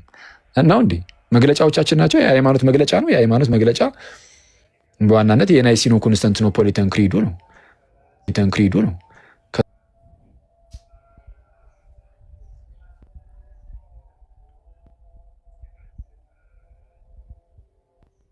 ያነሱ ለመወርወር ጥረት ከማድረግ ውጪ የመንተፋተፍ አይነት ነገር እንጂ የለም። በቃ አለቀ። ሁሉንም ፕሮቴስታንት ያልኩኝ አይደለም። አንዳንድ ደገኛ ፕሮቴስታንት፣ አንባቢ ፕሮቴስታንት ይኖራሉ። እነሱ ይመቻቸው። ከዛ ውጪ ግን ይሄ ዝም ብሎ በየቲክቶኩ በየመኑ ያለው ዝም ብሎ ሲሳደብ የሚሉ አይነት እንትኖች በቃ አለ። በቃ የለም። እሱን ነው እያየን ያለ ነው። አሉ ኦርቶዶክስ ላይ ምንም ሊያገኙ አልቻሉም። ጥርት ያለች ቤተክርስቲያን። ስለዛ ምንድነው ዞር ብለው ገድል ተአምር ምናምን እያሉ ያገኙትን ድንጋይ መወርወር ጀመሩ። እና እንደዛ ነው። እና ግን የሆነ መለስ ብለን እንትን ብንል እንደው እኛም ደግሞ አሁን የነሱን ነገር ይህንን እያያዝን ማለት ነው ጋይዝ ቦታ ባንሰጠው። አሁን እነዚህ ሰዎች ይሄ ገድል ተአምር ምናምን እያሉ ሲጃጃሉ ቦታ አለመስጠት። በቃ አስተምህሯችን ከተነካ ሜንሽን አድርጉን። እዚህ ቦታ ላይ አክሊል ጥምቀትን ነክተዋል፣ ቅዱስ ቁርባንን ነክተዋል፣ ስጋዌ ላይ የነኩት ነገር አለ፣ የእመቤታችን ወላዲት አምላክነት አረ እየካዱ ነው እና መሰል ነገረ ቤተክርስቲያንን አረ የሆነ ነገር አድርገዋል። በቃ እሱን ሜንሽን አድርጉን እንመልሳለን። ይሄ ዝም ብሎ እንደው ተአምረ ማርያም ላይ እንደው ገድለ እንትና ላይ እንደው ምናምን ላይ የሚል እሱ እንደዚህ ነገር ሲነሳ በቃ ላሽ ምንም ይሄ ሲጀመር ጊዜያችን ራሱ መስጠት አይጠበቅብንም ለእንደነዚህ አይነት ሰዎች። ስለዛ ምንድነው ልክ ነህሚያ እንደሚናገረው አይደለ? ነህሚያ ምን አለ?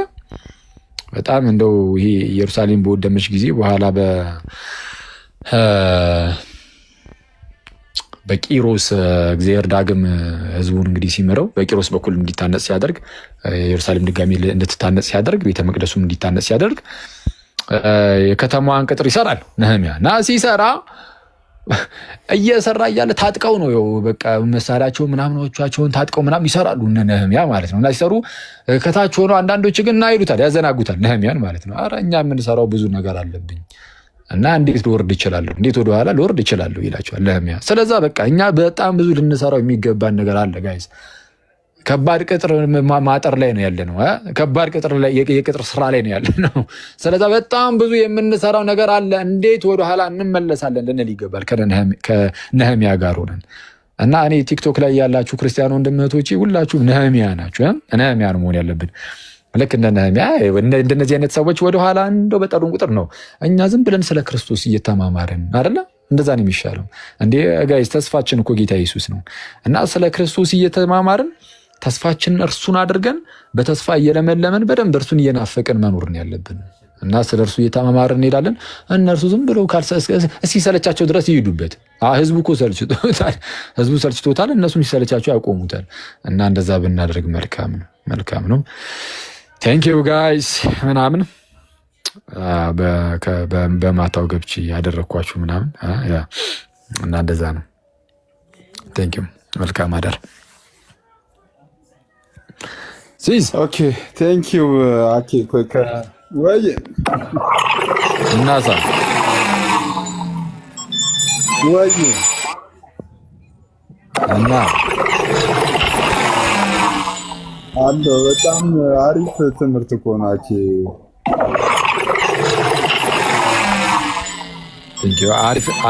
አሪፍ ትምህርት ነው ስላልክ ሩሃማ ባረከች።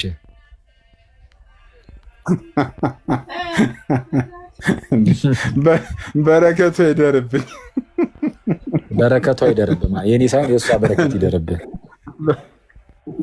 በረከቱ ይደርብኝ። ኦኬ ከመውጣት በፊት ናቱ እንዳቆናት ወይ እዚህ ጋር ሚውት ማድረጊያው ይሰማል። ቃልዮት ያሰማልን። አኪዋ እንዴት ናችሁ? ሰላም እግዚአብሔር ያለው ይመስገን። ናቱ እስቲ ማነው ናቱ? ከባድ ምንድነው የዛቻ ሰው እስማ እኔ ሂድ ቆይ ቀጥል። አንተ ቀጥሮ የሚጠፋ ልጅ። አይ አሁን ይሄን የመሰለ ነገር ተማምረን ወደ እንትኑ ብንገባ ከባድ ነው የሚሆነው። ቃልዮት ያሰማልን። ኧረ ምንድነው የሆነች ማለት አንድ ነገር ለመናገር ፈልጌ ነበረ። በደንብ አኪዋ ብሎታል እና ክርስቲያኖች በደንብ ደግሞ ማስተዋል ያለብን ነገር በቤተክርስቲያን ውስጥ ያሉትን ጽሁፎች እስፔሻሊ ገድላትም የሆኑ ድርሳናት እንደነዚህ አይነት መጽሐፎች በአስተምህሮ ተመዝነው ነው ልንቀበላቸው የሚገባው ሲጀመር ከመጀመሪያው ማለት ነው። ስለዚህ እያንዳንዱ መጽሐፍ ስለተጻፈ ብቻ ተቀበሉት የሚል አይነት ነገር የለም፣ የመጀመሪያው ማለት ነው። ሁለተኛ ቤተክርስቲያኗ ደግሞ ወንጌልን መሰረት አድርጋ ቅዱስ ትውፊትን መሰረት አድርጋ የነገረ ድህነት ትምህርቷን ትሰጣለች ማለት ነው። ስለዚህ ይሄ ከዚህ ውጭ ያለ ክስ ከጥላቻ ወይም ደግሞ ከክፋት የመነጨ ነው የሚሆነው ማለት ነው። ግን አሁን ወንድማችን መጥቶ ቤሊ የቅዱሳን እንደው ቃል ኪዳኑ ባይዘወይ ነገረ ቅዱሳን ወይም ደግሞ ቃል ኪዳናቸው ምልጃቸው ዲያቆን ያደርጋል በሰፊው አብራርቶታል። ለዚህ መመለስ ራሱ አያስፈልግም እና ገብተህ ዩቲዩብ ላይ ይኸው ለማለት ነው ወይም ደግሞ መጽሐፉን አንብበው ለማለት ነው። እንትን አንዳንድ ሰው ምን ይላል መሰላችሁ?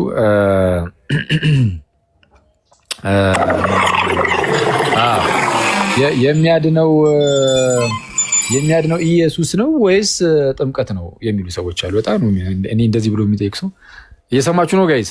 በምን መልኩ እንደምትመልሱ ስሙ እስቲ።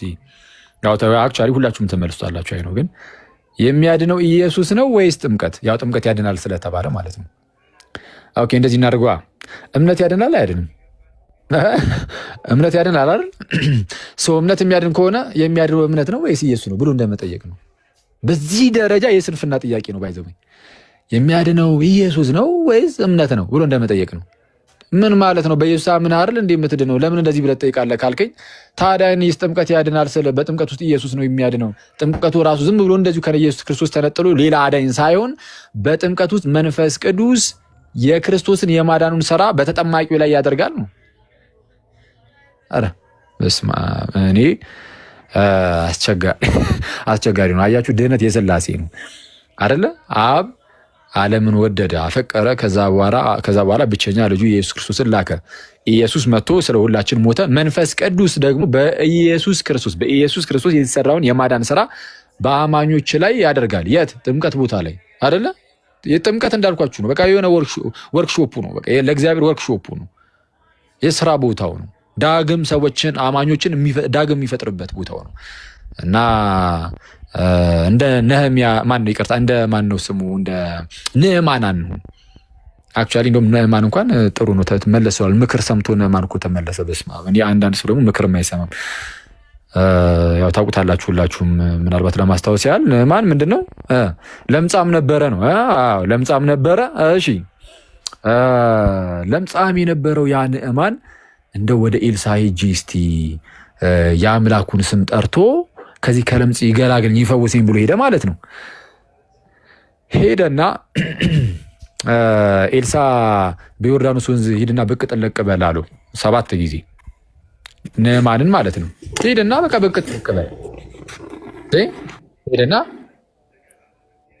ሄደና ብቅ ጥልቅ በል ወደ ዮርዳኖስ ወንዝ መራው ኤልሳ ማለት ነው።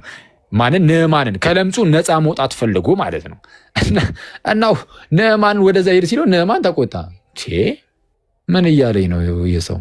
እኔ የአምላኩን ስም ጠርቶ ይፈውሰኛል አልኩኝ እንጂ ወንዝ ውስጥ ሄደ ውሃ ውስጥ ኤችቶ ውስጥ እንደማለት አሁን በአሁንኛው አነጋገር ኤችቶ ውስጥ ሄደ ብቅ ጥልቅ በል ይለኛል እንዲህ አለ። በአሁኑ አነጋገር ነው ያልኳችሁ።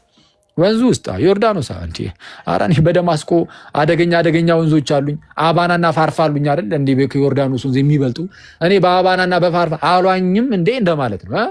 ኤችቶማ አደገኛ ኤችቶ እኔ ጋር አለ። አባናና ፋርፋ አሉልኝ። ምን ይሰራልኛል ዮርዳኖስ ነው እያለ ያለው አይደል እንዴ? አዎ ነው፣ እንደዛ ነው። ባይዘው በሀገሬ ምን አለው አለ። አባናና ፋርፋ አሉልኝ። ዮርዳኖስ ውስጥ ምን ብቅ ጥልቅ ያስፈልኛል? ከዛ በኋላ ወዲያውኑ ከእርሱ ጋር የነበሩ ይሄ ከንዕማን ጋር የነበሩ ጭፍሮች ማለት ምን አሉት? ኧረ ጌታዊ ተው የተጠየቀው በጣም ቀላል ነገር ነው። እሱም የዮርዳኖስ ወንዝ ውስጥ ሄደ በቃ ብቅ ጥልቅ ማለት ነው። እና እዛ ብቅ ጥልቅ ማለት ነው። እና በጣም ቀላል ነው። እና በጣም ቀላል ስለሆነ እንዲህ ያልክ ከባድ ነገር ጠይቆስ ቢሆን ባደረግከው ነበር አሉት። አየህ ያኔ አሁን ምክር ሰማ። እነማን ደስ የሚለው እነማን ምንድን ነው ምክር ይሰማል። ምክር ሰማ ሄደ በዮርዳኖስ ወንዝ ብቅ ጥልቅ አለ። ገና እንደ አዲስ እንደተወለደ ልጅ ሆኖ ወጣ ይላል። ማይ ብራዘር እግዚአብሔር የዮርዳኖስ ወንዝን ወርክሾፕ አድርጉት፣ የስራ ቦታው አድርጉት። ንዕማንን ከለምጹ ነፃ የሚያወጣበት የስራ ቦታው ካደረገ እሰየው። አሁን ደግሞ ጥምቀትን ለእኛን አማኞችን ዳግም የሚወልድበት ቦታው አድርጎታል። በዛ በጥምቀት ውስጥ በመንፈስ ቅዱስ አማካኝነት ሰዎች ዳግም ይወለዳሉ። ይሄንን መጽሐፍ ቅዱስ በግልጽ ነግሮናል። እንዴ በግልጽ ኢየሱስ ራሱ ሰው ከውሃና ከመንፈስ ካልተወለደ በቀር እያለ ነው። አክሊል ውሃ የሚለው እዚህ ጋር እኮ ሌላ ነው። ማን አንተ እንደዛ ብለህ ተርጓሚ ያደረገ? በታሪክ ውስጥ በቤተ ክርስቲያን ታሪክ ውስጥ ያሉ ሁሉ ውሃ የሚለው አዎ ጥምቀት ነው እያሉ አንተ መተው የሆነ ነገር ብትል እቀበላለሁ እንዴ? ማን አንተ? ለምን እቀበል? ለምን አምናለሁ? ለሐዋርያ ዘመን ቅርብ የሆኑት ከጥንትም ጀምሮ ከነዛ የክርስቲያን ማህበረሰቦች የተቀበልኩት እምነት እያለ ከጥንት ማለት ነው። አስቡት። አንተን ለምን አምናለሁ? አላምንም። አንተ ሰዋዊ አስተምሮን ይዘህ ትቀመጣለህ እንዴ? ራሱ ጌታ ኢየሱስ ያመነ የተጠመቀም ይድናል እያለ ደቀ መዝሙር የምትሆኑት በመጠመቅ ነው እያለ በአብ ወልድ መንፈስ ቅዱስ የሚያጠምቃቸው ደቀ መዛሙርት አድርጓቸው ስለሚል ደቀ መዝሙር አድርጓቸው ማለት የኔ አድርጓቸው ነው። በቃ አለቀ። የኢየሱስ የኔ አድርጓቸው ከዓለም ነጥቃችሁ የኔ አድርጓቸው በምን በማጥመቅ እያለ ከተከራከር በቃ ክርክር ከኢየሱስ ጋር ነው። ከዛን ከኢየሱስ ጋር ብቻ ደግሞ አይሆንም።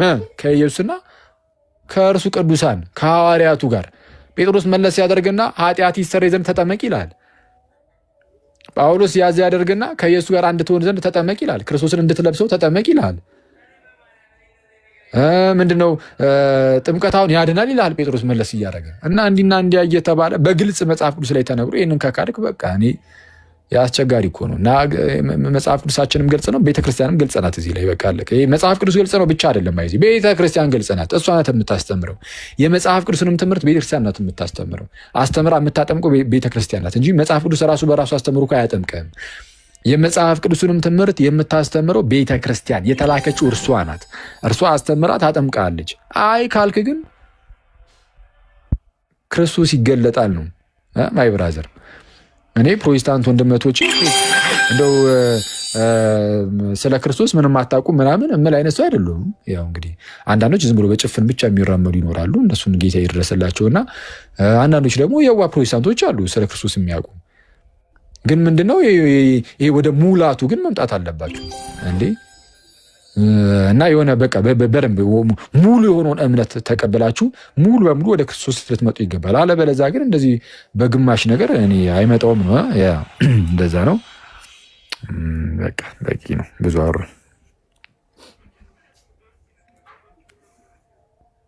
እስቲ ሳትወጣ ቆይ ስፒርና የዋድ የሚጨምሩት ነገር ካለ ከዛ አጠቃለን እንዘጋዋለን።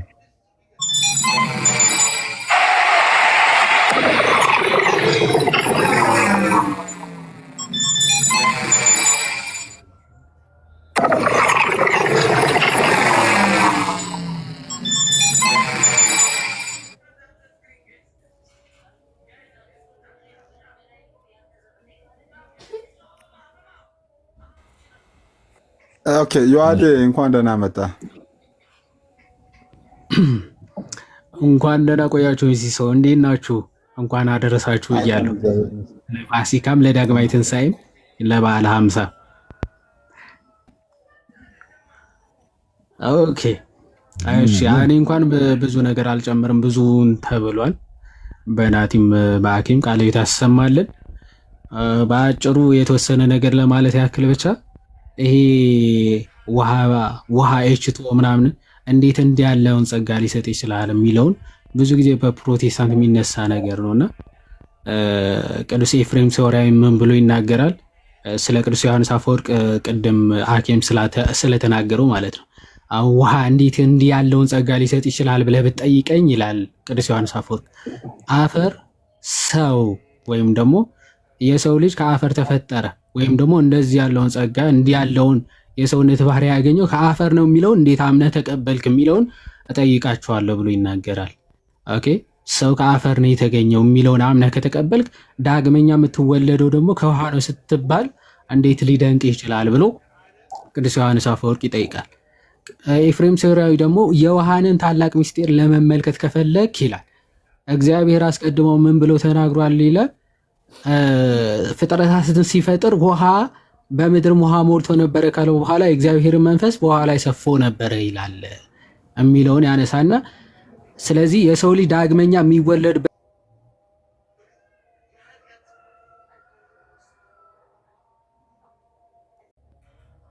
የሚወለድበትን ምስጢር አስቀድሞ እግዚአብሔር ሲናገረን በፍጥረት ማለት ነው ምን ብሎ ተናገረ?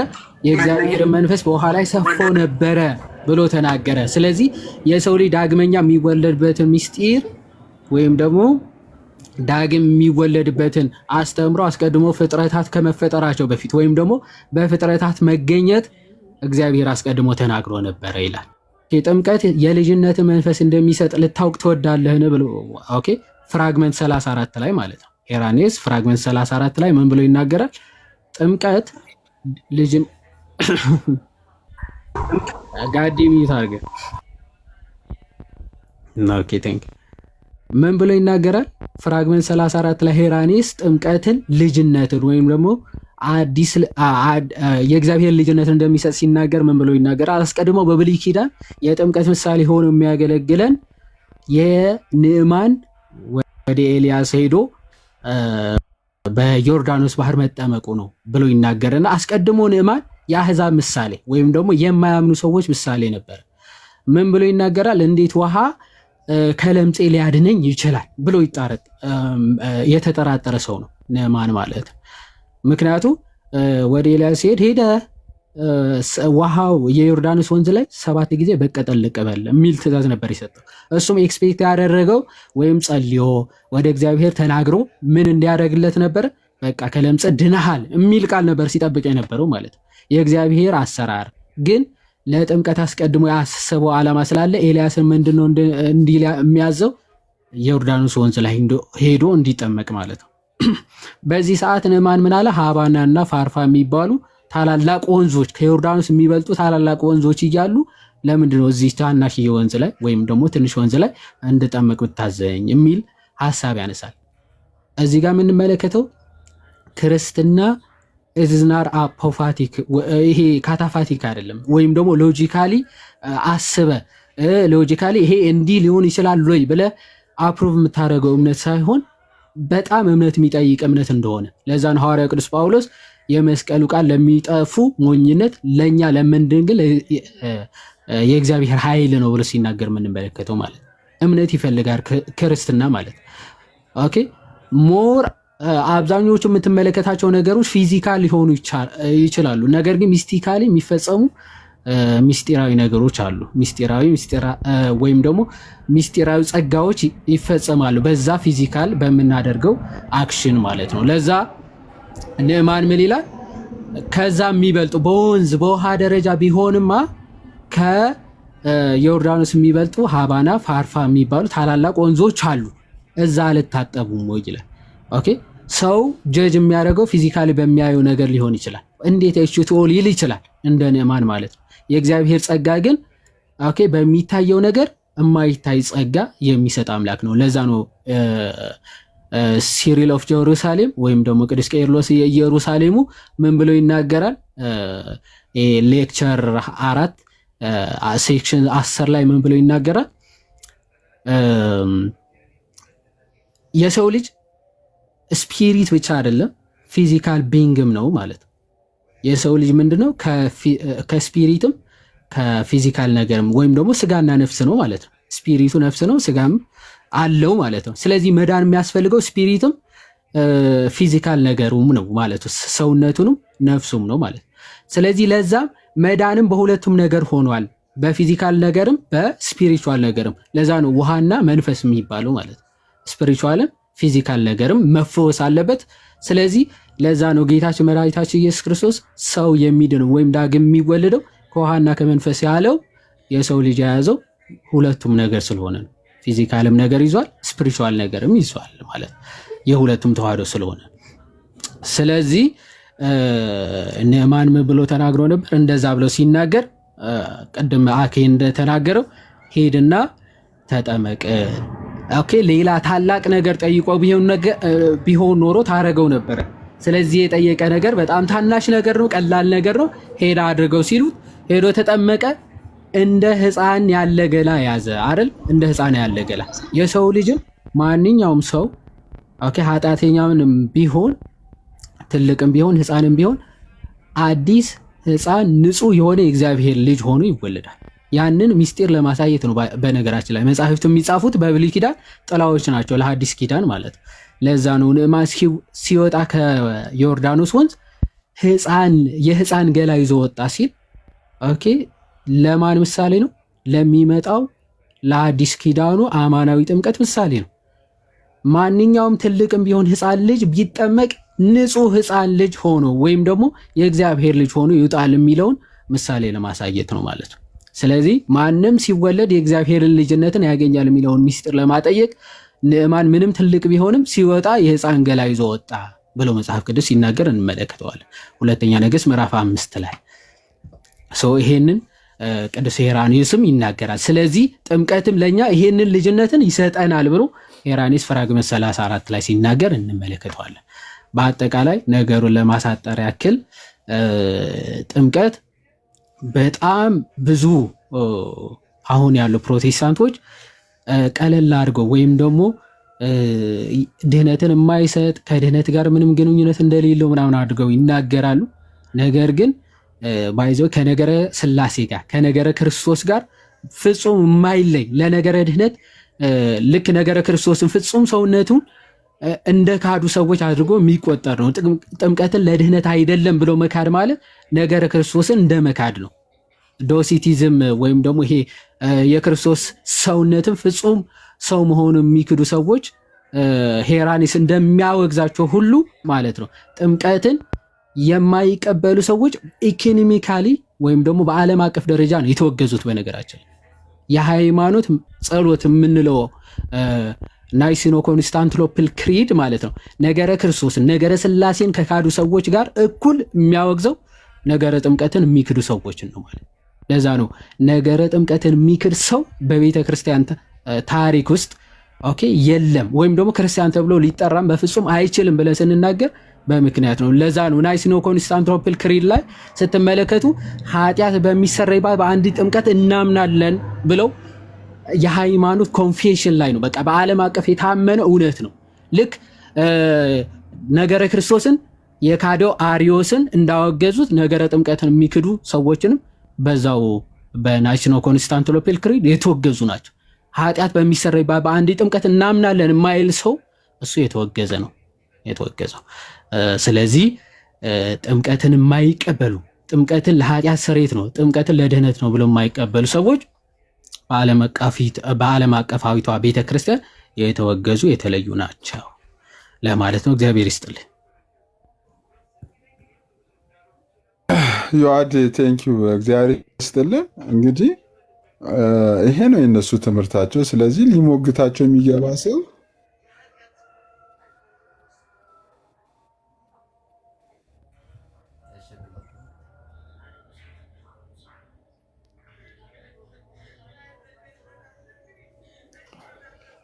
እንግዲህ ያው ቅድም እንደነ ቦርናጌን ላሉትም ሰዎች ከዚህ በኋላ ስትገቡ በተለይ ሌላ ቤት ላይ መብታችሁ ነው፣ እኔ አያገባኝም። ሌላ ቤት ላይ ግን እኔ ቤት ላይ ስትመጡ በማስረጃና በመረጃ ኦርቶዶክሳውያን እንደዚህ ነው የሚያምኑት። ይሄ ትምህርታቸው አሁን የተናገሩት ትምህርታቸው መጽሐፍ ቅዱስ አይደለም ብላችሁ የምትሞግቱ ከሆነ ዌልካም። ከዛ ውጭ ግን ይሄ እንደ ድሮ እኔም ራሱ የጉንጫ አልፋ ክርክር ብዙም አይመቸኝም።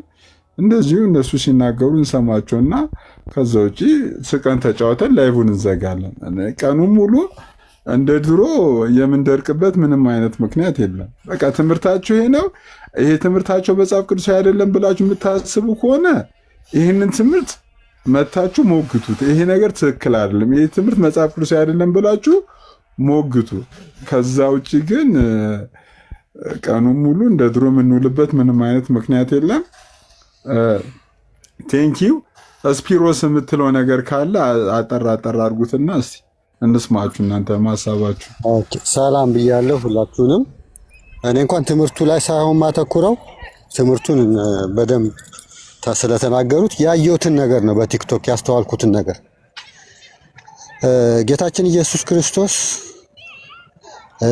ወይም መጽሐፍ ቅዱስ ላይ በአጠቃላይ እምነት አንድ ጊዜ ፍጹም ተሰጥቷል ይላል አይደል? ፍጹም ተሰጥቷል፣ አዲስ እምነት የለም። ኦርቶዶክስ ይሄንን አምናለሁ ብላ ስትናገር ብዙ ጊዜ ምን ይደረጋል? ስብከት ይወሰድና እከሌ እንደዚህ አለ፣ ኦርቶዶክስ እንዲህ ታምናለች፣ ገድላት እንደዚህ ያምናሉ ይላሉ። ጥምቀት ስጋና ደሙ ላይ ካየን ትንሽ የተቀየረ ነገር አለ። ገና ቲክቶክ እንደጀመርን አካባቢ ሚሉት ነገርና ዛሬ ሚሉት ነገር ለሁለት ተከፍለው ከድህነት ጋር ይገናኛል እየተባለ እየተወራ ነው። ግን ይሄኛው ኦርቶዶክስ ጋርም ስላለ ኦርቶዶክስን እንዳይቀበሉት ምን ይላሉ? ኦርቶዶክስ ጋር ገድላት እኮ እንደዚህ ይላሉ፣ እከሌ አባት ይሄንን አለ በሚል በቃ ኦርቶዶክስን ሁሌ ስህተት ለማድረግ ይሞክራሉ። ለምሳሌ ጥምቀት አያድንም ብለው ባለፈው ከጌታ ጎን ካህኑ ሲባርከው ወደ ማገዶ ይቀየራል የሚለውን ቃል በቃል ካላልኩት ይቅርታ አድርጉልኝ። እሱን ለማስረዳት ለመቃወም ሲመጡ አባቶችን እየከፈቱ የጠቀሱት አባቶች ራሱ ሚሉት ነገር ስንት ጊዜ እኛ የምንለውን ነበር፣ ከደሙ ጋር እንደሚገናኝ ጥምቀት እንደሚያድን። አሁን ኦርቶዶክስን ለመቃወም ብለው ይቀየራል የሚለውን ነገር ብቻ ይዘው ሲከራከሩ እንዳለ ግን አባቶች ሲጠቅሱ የነበረው ደሙና ውሃው ጥምቀት የተገናኘቸው ሲያነቡ የነበረው። እነሱ ሲከራከሩ ግን የነበረው ይቀየራል አይቀየርም የሚለው ላይ ነው። እንደዚህ አንዱን ለመቃወም ሲል እኛ እስከዛሬ የምንከራከረውን ነገር ሳያስቡ እየተናገሩ እየመጡ ነው። ሰዎቹ ግን ነቃ ብለው ሲጠይቁ ደግሞ አይ ሉትራን እኮ አሉ በጥምቀት የሚያምኑ፣ ለምን ኦርቶዶክስ ጋር እንሄዳለን? ለምን አንግሊካን አንሆንም? እየተባለ ደግሞ ይሄንን ነገር በቃ ሰው ኦርቶዶክስ የሚለውን ነገር ከጭንቅላቱ እንዲያወጣ እየተደረገ ነው። አዎ በኦርቶዶክስም አንዳንድ ችግር አለ፣ መሰረታዊ ትምህርት አለ።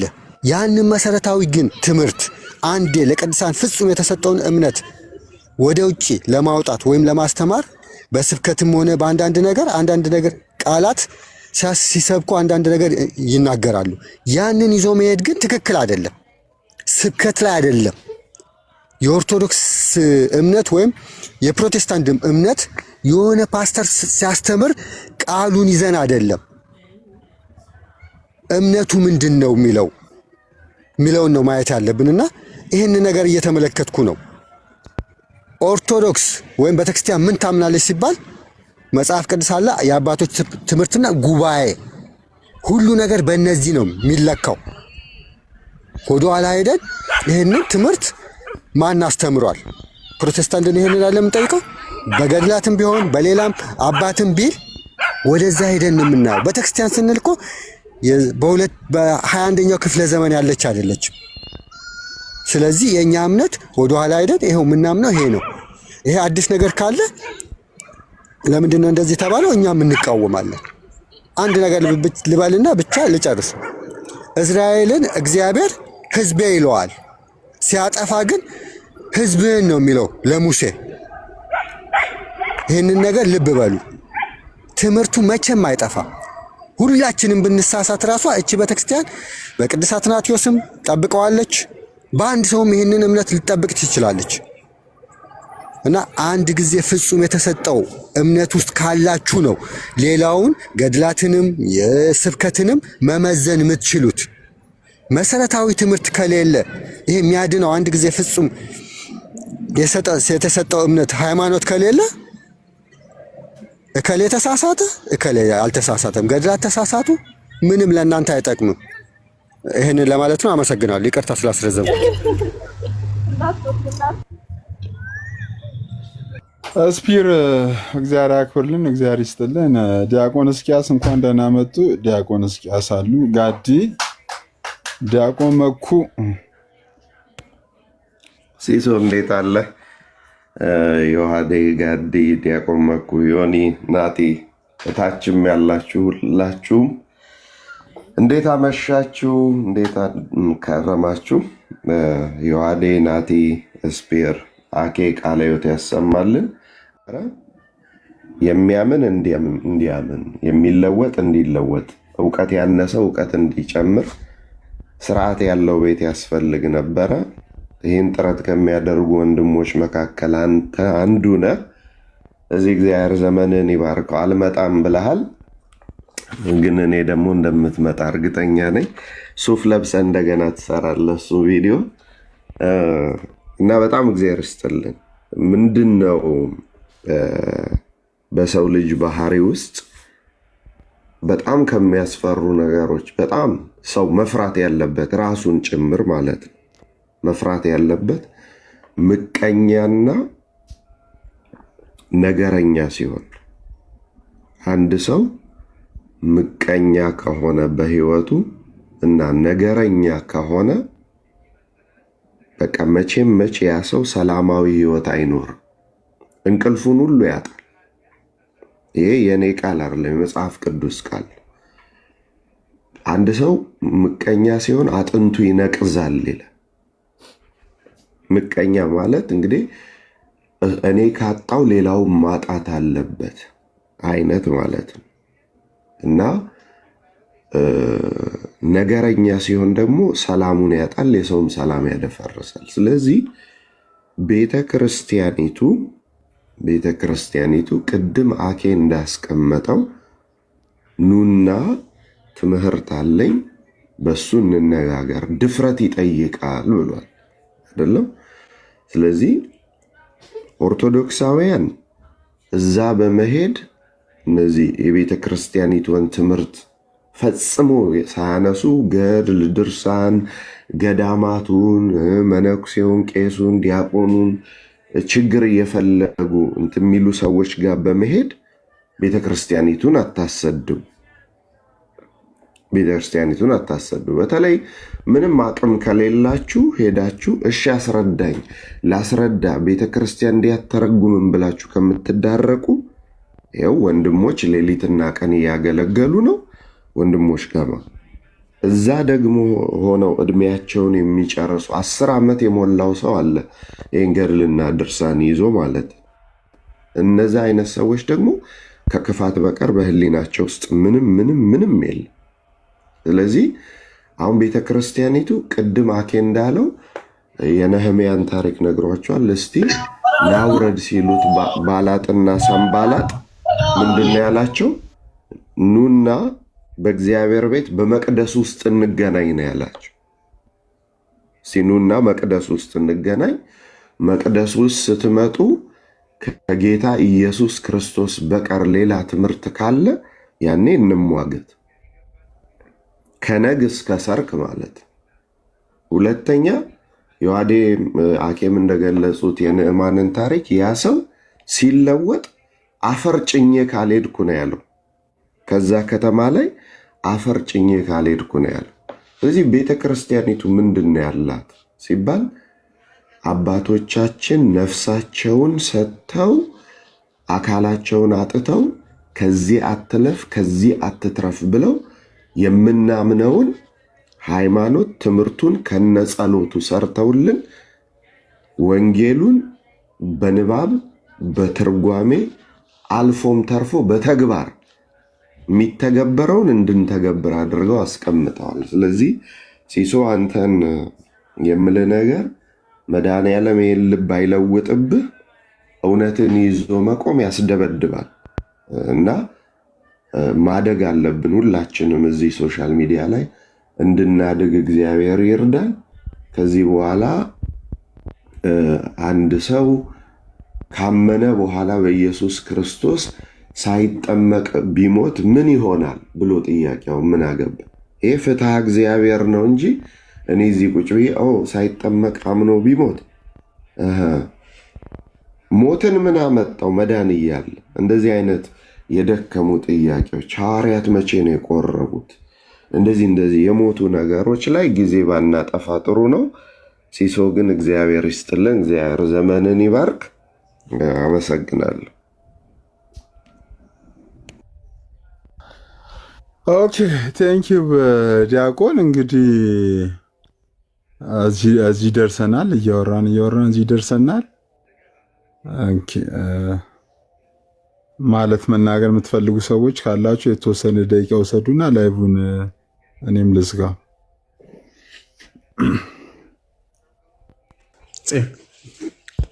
ሲስ እንዴት ናችሁ?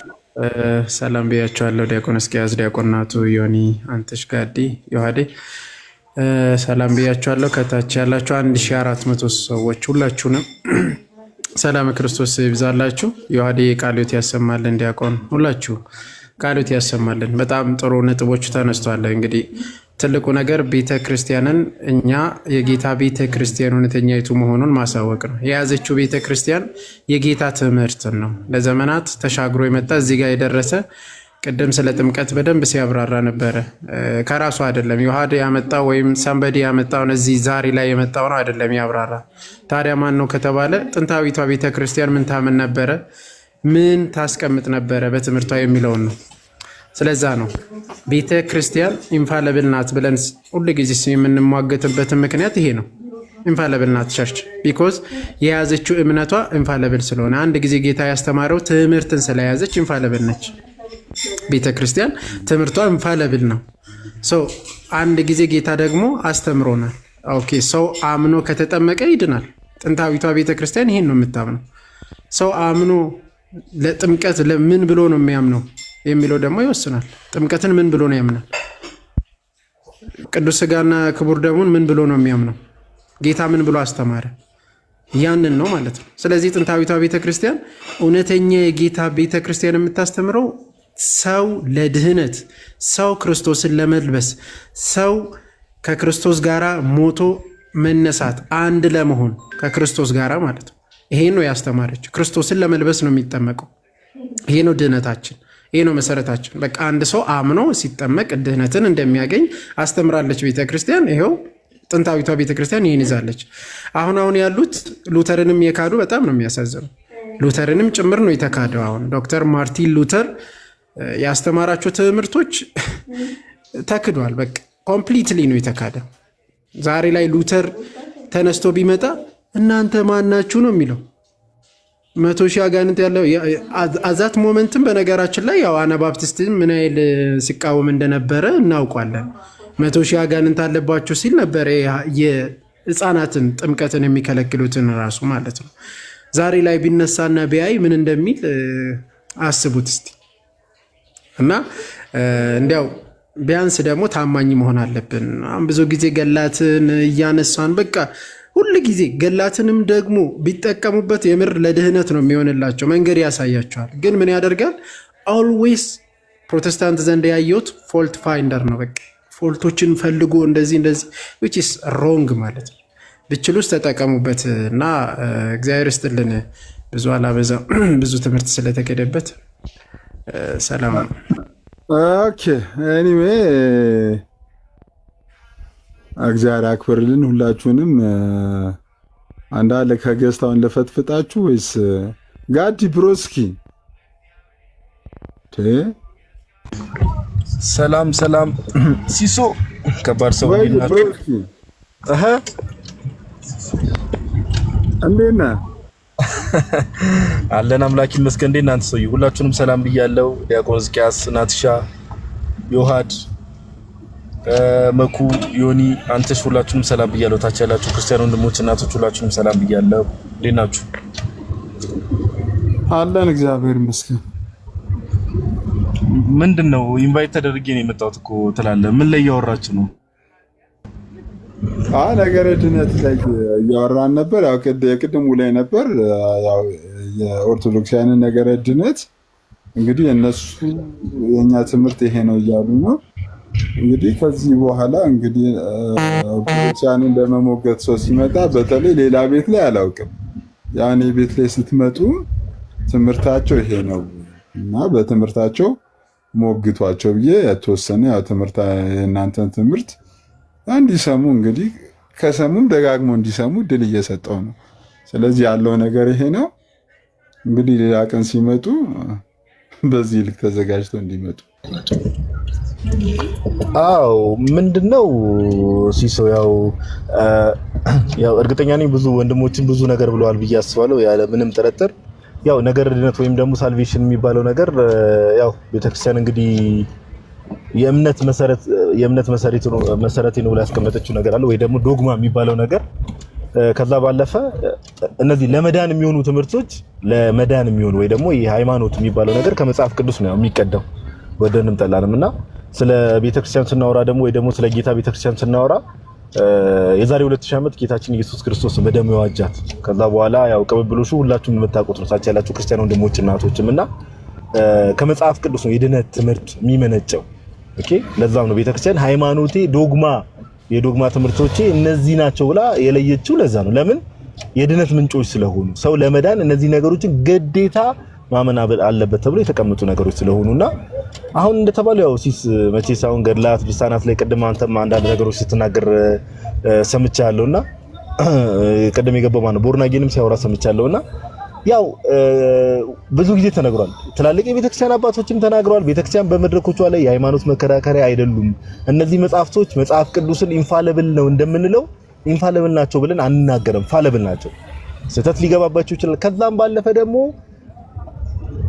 ቤተክርስቲያን ኦፊሻሊ ለምሳሌ እነዚህ ገድላትና ድርሳናት ኦኬ የኔ መጽሐፍት ናቸው ብላ ኦፊሻሊ ሪኮግናይዝ ካደረገቻቸው ምን ለማለት ፈልገሽ ነው እዚህ መጽሐፍ ላይ እንደዚህ አይነት ነገር ተቀምጧል የሚለው ነገር ቸርች ነው የምትጠየቀው። ባይዘው ለምን ጸሐፊዋ ቤተክርስቲያን ስለሆነች ኦኬ ቤተክርስቲያን ኦፊሻሊ ሪኮግናይዝ ካደረገች ምን ለማለት ተፈልጎ ነው የሚለው ነገር ቤተክርስቲያን መጠየቅ እኔ ሁሌ ባይዘው ይሄ በጣም የተሰጉድ አይዲያ እንጂ ሲስ መጽሐፍ ቅዱስም ላይ ባይዘው ለዛ አይደል አባቶች የምንለው እኮ ለዛ ነው። ለምሳሌ ሐዋርያት ወንጌላት አሉ፣ የቅዱስ ዮሐንስ መልእክታት አሉ፣ የቅዱስ ዮሐንስ ወንጌላዊ የቅዱስ ጳውሎስ መልእክታት አሉ። እዛ ላይ ለምሳሌ የሆነ ቃል ስላገኘን እንዳው ሙስሊሞች መጽሐፍ ቅዱስን የሚረዱበት መንገድ አለ አይደል? ሙስሊሞች ለምሳሌ መጽሐፍ ቅዱስን የሚረዱበት መንገድ አለ። መጽሐፍ ቅዱስ ላይ የሆነ ነገር ሲያገኙ እንዲህ ነው ብሎ በራሳቸው መረዳት እንደሚያስቀምጡት እኛ እኮ ለዛ ነው አባቶች ኦኬ። ለምሳሌ ሐዋርያው ቅዱስ ዮሐንስ ምን ለማለት ፈልጎ ነው ዮሐንስ ወንጌል ላይ እንዲህ ብሎ ሲናገር የሚለውን ነገር የምንረዳው ከተማሪዎቹ ነው። ለዛ ነው ኦኬ በቤተክርስቲያን ውስጥ ትክክለኛ የመጽሐፍ ቅዱስ አንደርስታንዲንግም የሚገኙ በቸርች ውስጥ ነው። እነዚህ የምንላቸው ደግሞ አዋልድ መጽሐፍት ውስጥ ያሉትን ነገሮች ደግሞ ቤተክርስቲያን ኦፊሻሊ ሪኮግናይዝ ያደረገቻቸው አዋልድ መጽሐፍት። ከዛ ባለፈ ያው ሁላችንም እንዲና የማናደርገው አንድ ነገር አለ። በቤተክርስቲያን ስም የሚጻፉ ብዙ መጽሐፍቶች አሉ። ኦኬ ቤተክርስቲያን የማታውቃቸው ሪኮግናይዝ ያላደረገቻቸው መጽሐፍቶች አሉ። እሱን ማጥራት ቤተክርስቲያን የጀመረቻቸው ስራዎች አሉ። ለወደፊቱም ደግሞ ብዙ ስራዎች እንደምሰራ ተስፋ እናደርጋለን የቤተክርስቲያን ልጆች እንደመሆናችን። ግን ከዛ ባለፈ መረዳት ምን ለማለት ተፈልጎ ነው የሚለው ነገር አንደርስታንድ ልናደርግ ይገባልና እነዚህ ነገር ላይ ያሉ መረዳቶችን ሰዎች ማስተዋል አለበት። ነገረ ድነት ግን በቃ የተቀመጠ ነገር አለ። ኦኬ የተቀመጠ ነገር አለ። ዶግማ ወይ ደግሞ ቤተክርስቲያን ሃይማኖቴ እነዚህ ናቸው ብላ አምስቱ አዕማደ ምስጢራት ብላ የለየቻቸው አሉ። ሰዎች ግዴታ ወደ ቤተክርስቲያን መጀመሪያ ከመጨመራቸው በፊት እነዚህ ነገሮች ማመን ማወቅ አለባቸው ብላ ያስቀመጠቻቸው ነገሮች አሉ። ቤተክርስቲያን እንደዚህ እያለች እየጮች አይ እዚህ መጽሐፍ ላይ እኮ የሆነ መጽሐፍ ላይ እኮ እንዲህ ተብሎ ተጽፏል፣ ስለዚህ እንዲህ እያሉ እንደው መዳረቅ ሲስም ቅድም ስትናገር ሰምቻለሁና ይሄ ነገር እኔም እያሰለቸኝ መጥቷል ብላና እውነት ነው ያሰለቻልም ጌታ በሚያውቀውና እንደው በተደጋጋሚ ሲነገር ሰው አልሰማ ካለ ምንም ማድረግ አይቻልም። ጌታ ይርዳቸው እንደዚህ የሚሉ ሰዎችን። ግን ቤተክርስቲያን ግን ከነገረ ድነት አንፃር መጽሐፍ ቅዱስን ቤተክርስቲያን ስለሰጠችን ጥርት ያለ ነገር ቸርች አስቀምጣለች። ስለዚህ ከዛ አንፃር ነገሮችን መረዳት ያስፈልጋል ለማለት ያክል ነው። እግዚአብሔር ያክብርልን። ሲፊያ ወንድሞች ብዙ ስላሉበት ያው ነገር ከማንዛዛማ ከምደጋግም ብዬ ነው። ቴንክ ዩ ብሮስኪ። ኦኬ ቴንክ ዩ ጋዲ፣ ሁላችሁንም አመሰግናለሁ። ዮአዴ፣ ዲያቆን መኩ፣ አንትሽ፣ ዮኒ ፓፓ፣ ጋዲ፣ ናቱ ቅድም ቴንክ ዩ ምሳ ስለጋበዝከኝ እና ቻው ጋይሶች ልስጋው። ሲሶይ ቴንክ ዩ እናመሰግናለን። ሰላም እደር ሲሶ ወይ ፓፓ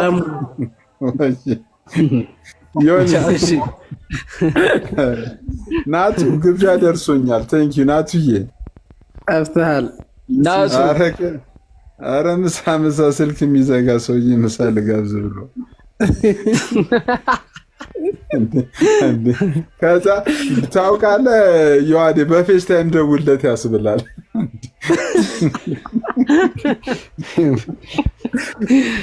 ኧረ ጨዋታዬን አታምጣው ሲስተው አሬናቱ ይለያል። ክርስቶስ ደግሞ ቃል ይገባል። ካልሆነ ካልመጣ ይላል ያለበት ቴካዊ ይልክላል ይላል። አገባቡ ራሱ ይለያል ለምትለኝ ወይኔ እንደ 1002 ሰው እያለ ጨዋታው ደብሮ እንጂ ብዙ ነበር የሚጫወተው። ራሱ ሳይመጣ ኧረ ዝም አለች። በቃ አመነች። ናቱዬ አታፍሪም? ደግሞ ጠዋት ደውላ ዛሬ ነገ ትላለች። ደግሞ ጠዋት አይ ሲሶ ይታወቃል እኮ ናቱ ከድሮም ስልኳ ከ5 እስከ 8 ዝግ ነው። ከድሮም ነው። አምሳሌ እኮ ፓፓ የምሬንም ልጅ እኮ 5 ሰዓት 6 ሰዓት ብቀጠቅጥ ስልኳ አይጠራም። እኔ ደግሞ እኮ እንትን ደወልኩላት እኮ የሆነ ጊዜ እኮ አኬ ሲጨንቀው በቃ መክሰስ ጋብዘኛል።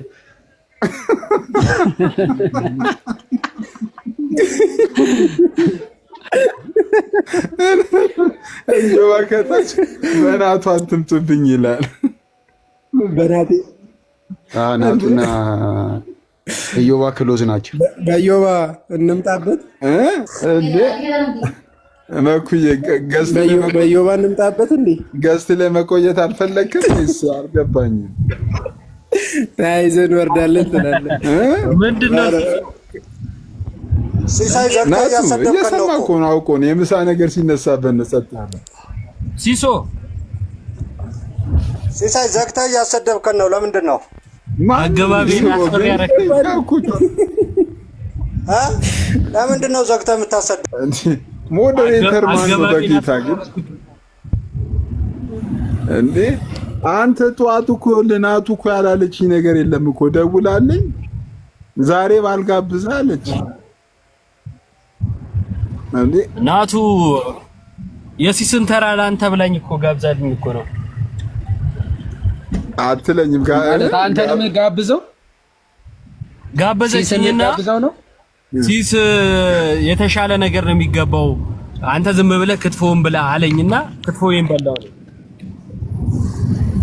ናቲ ሞቶ ነው በህይወት ቆሞ ነው ክትፎ የሚጋብዘው ሰው?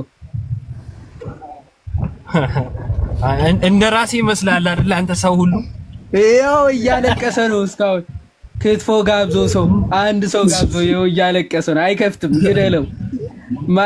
ስማ ዮሐዴ አንተ ክትፎ ብትጋብዝ ቆዳዬን ሽጡና መልሱልኝ ነው። ቆዳዬን ሽጡና መልሱልኝ ነው። አፌ ልታመጣው ነው እንጂ ዮሐዴ ሲዋጂ እርግጠኛ ነኝ የበሬ አይደለም የጋበዘው። ይሄ ደግሞ ይኸውልህ ያህያ ነው።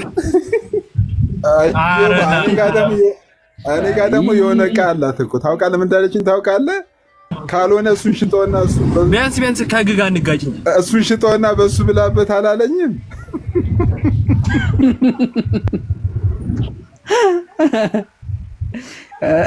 ማንን ካልሆነ እሱ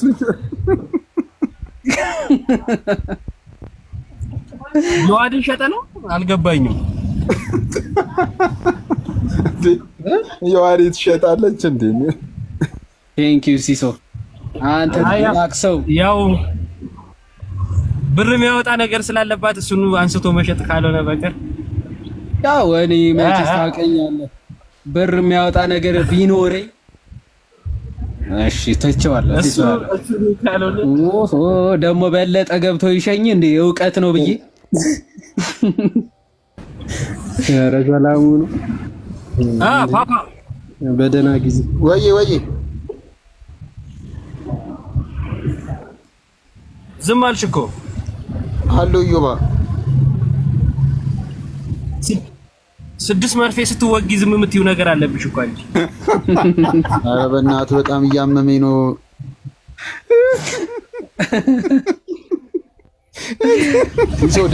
ራስን ጠብቅ። ሰፈር ውስጥ ብዬ እምቢ አልክ። ያለቀሰ 6 መርፌ 6 መርፌ ተሰጠ። በቀን 6 ታዞለታል ትላ ኢታለ ሰማለ ከውሻ ጋር ምን ትሰራለህ? ሲጀመር ዮኒ ሰፈር ነው የውሻ ሰፈር እንደሆነ እናውቃለን። ምን አልጠየቀሽማ ፓፓ እንዴ? አረማ ፍለሽ ጠየቀኝ። የምን መርፌ ተወቅተሻል እንዴ ፓፓ? ምን ነው ውሻ ነክሰሽ? አራውቆ ነው ጨረፍን ያደረገኝ ሲስ እንዴ ውሻ ነክሳ 6 መርፌ ወጓት። ከዛ ምኗ ላይ ወጋ? ስማ ሲሶ የቦምብ ፍንጣሪ ነው እንዴ ምናምን ነው? አሁን ምን አይነት ውሻ ነው ይበላት? በእናታችሁ እዮባ ዮኒን ምን አይነት ውሻ ነው ይበላት? አንተሽ ከይቅርታ ጋር እድሜያቸው ለገፋ ሰዎች የሚሆን ፕሮግራም የለንም። የእስልምና ታች ወርደን እንደውም ታለበት ይሄ ማን የሆነበት ሰው ስማ፣ አንተሽ እኮ ፊቱ ራሱ አሲድ ነው የሆነበት።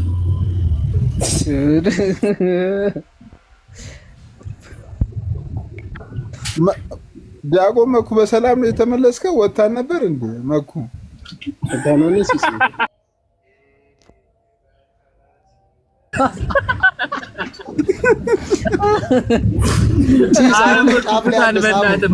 ጫፍ ላይ ነው።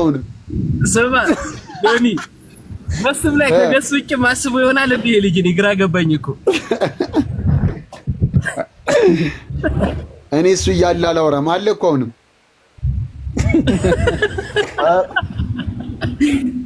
እኔ ባለበት ስለሚመቸኝ ነው የማወራው። ኧረ መጥቶ በቃ እዚህ ገብቶ ሌላ ቤት እኮ ቅበተ እምነት እየሰራ ነው። ምንድነው የምትለው?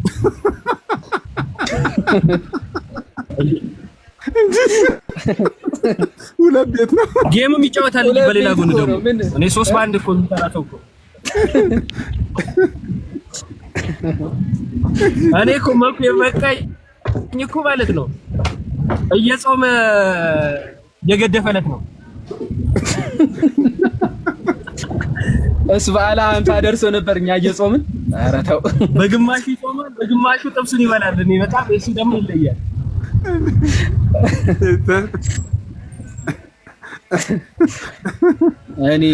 እኔ መኩ ጋር አልሄድም።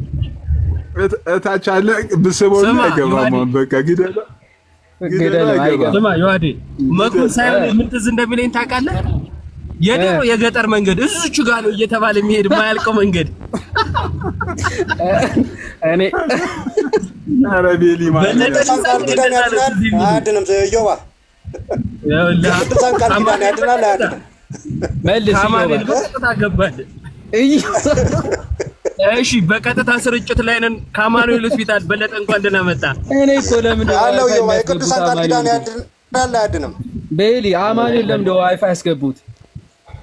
አረ በጌታ በእናትህ ማን ነው ግን ያስገባው? በጌታ ድጋሚ ችግር የለውም ድጋሚ የዘጉት ዋይፋዩ ችግር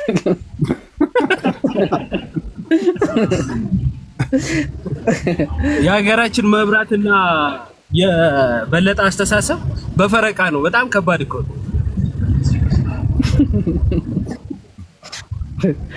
ኦሆ በላለሽ። ቻው ደህና አደሩ። ሲሶ ሰላም እደር። መኩልክ ይላሉ። አረግባ እሺ አሉ ወጄ ቻው ደህና አደሩ። እሺ እዮባ ሱጣ ይገባል እኮ እኔ የምልህ እዮባ ታክሲ ውስጥ ተቀምጠው ቆሞ የሚሄዱ አሉና እነሱ እኮ እየረበሹ እዮባ ሱጣ ገባካ እሱን ትላለህ እንዴ? አንዳንድ ሰዎች ጋር ለመድረስ ደግሞ ማለት ነው ብሎኬት ላይ ቆሞ ነው እዮባ ይታላ አረጆባ ፎቶ የሚነሱት ማለት ነው። አረጆባ ላከታለ አንድ ጊዜማ ማለት ነው እኔ ባለፈው የገረመኝ አኬ ላይ ለመድረስ 3ኛው ፎቅ ላይ ሄደው ቆመና እንዴት ፎቶ ላንሳው? እዮባ ድረስ ስትወጣ ነው የገባው ማለት ነው። ሂድበት። የለም እዮባ በነፃነት ሂድበት። ስማኝማ ባለፈው የአኪ ጉዳይ ተነስቶ ሩዝንም ትቀቅላለች ምናምን የሚል የሆነ ቻሌንጅ ተጀምሮ አልነበረ? ሩዟንም ትቀቅላለች አኪ ጋር ትማራለች የሚል ማለት ነው። እዮባለም እሺ፣ ከዛ አንዷ ትመጣና ምን ብትል ጥሩ ነው፣ ከሩዙና ከእዮባ ማን ነው ቁመት የሚበልጠው አላለች? ረኔ ማኩቻዎቿን የለም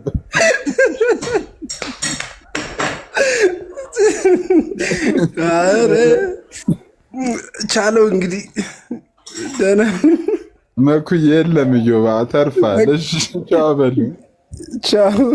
ኧረ ቆርጦ ላክለት፣ ቆርጠ ላክለት። ኧረ አልኩ እኮ አለ ሞጣ በለ ቻው፣ ደህና ደር። ቻው በሉ። እናቱ ተኛች። ቻው በሉ፣ ደህና ደሩ።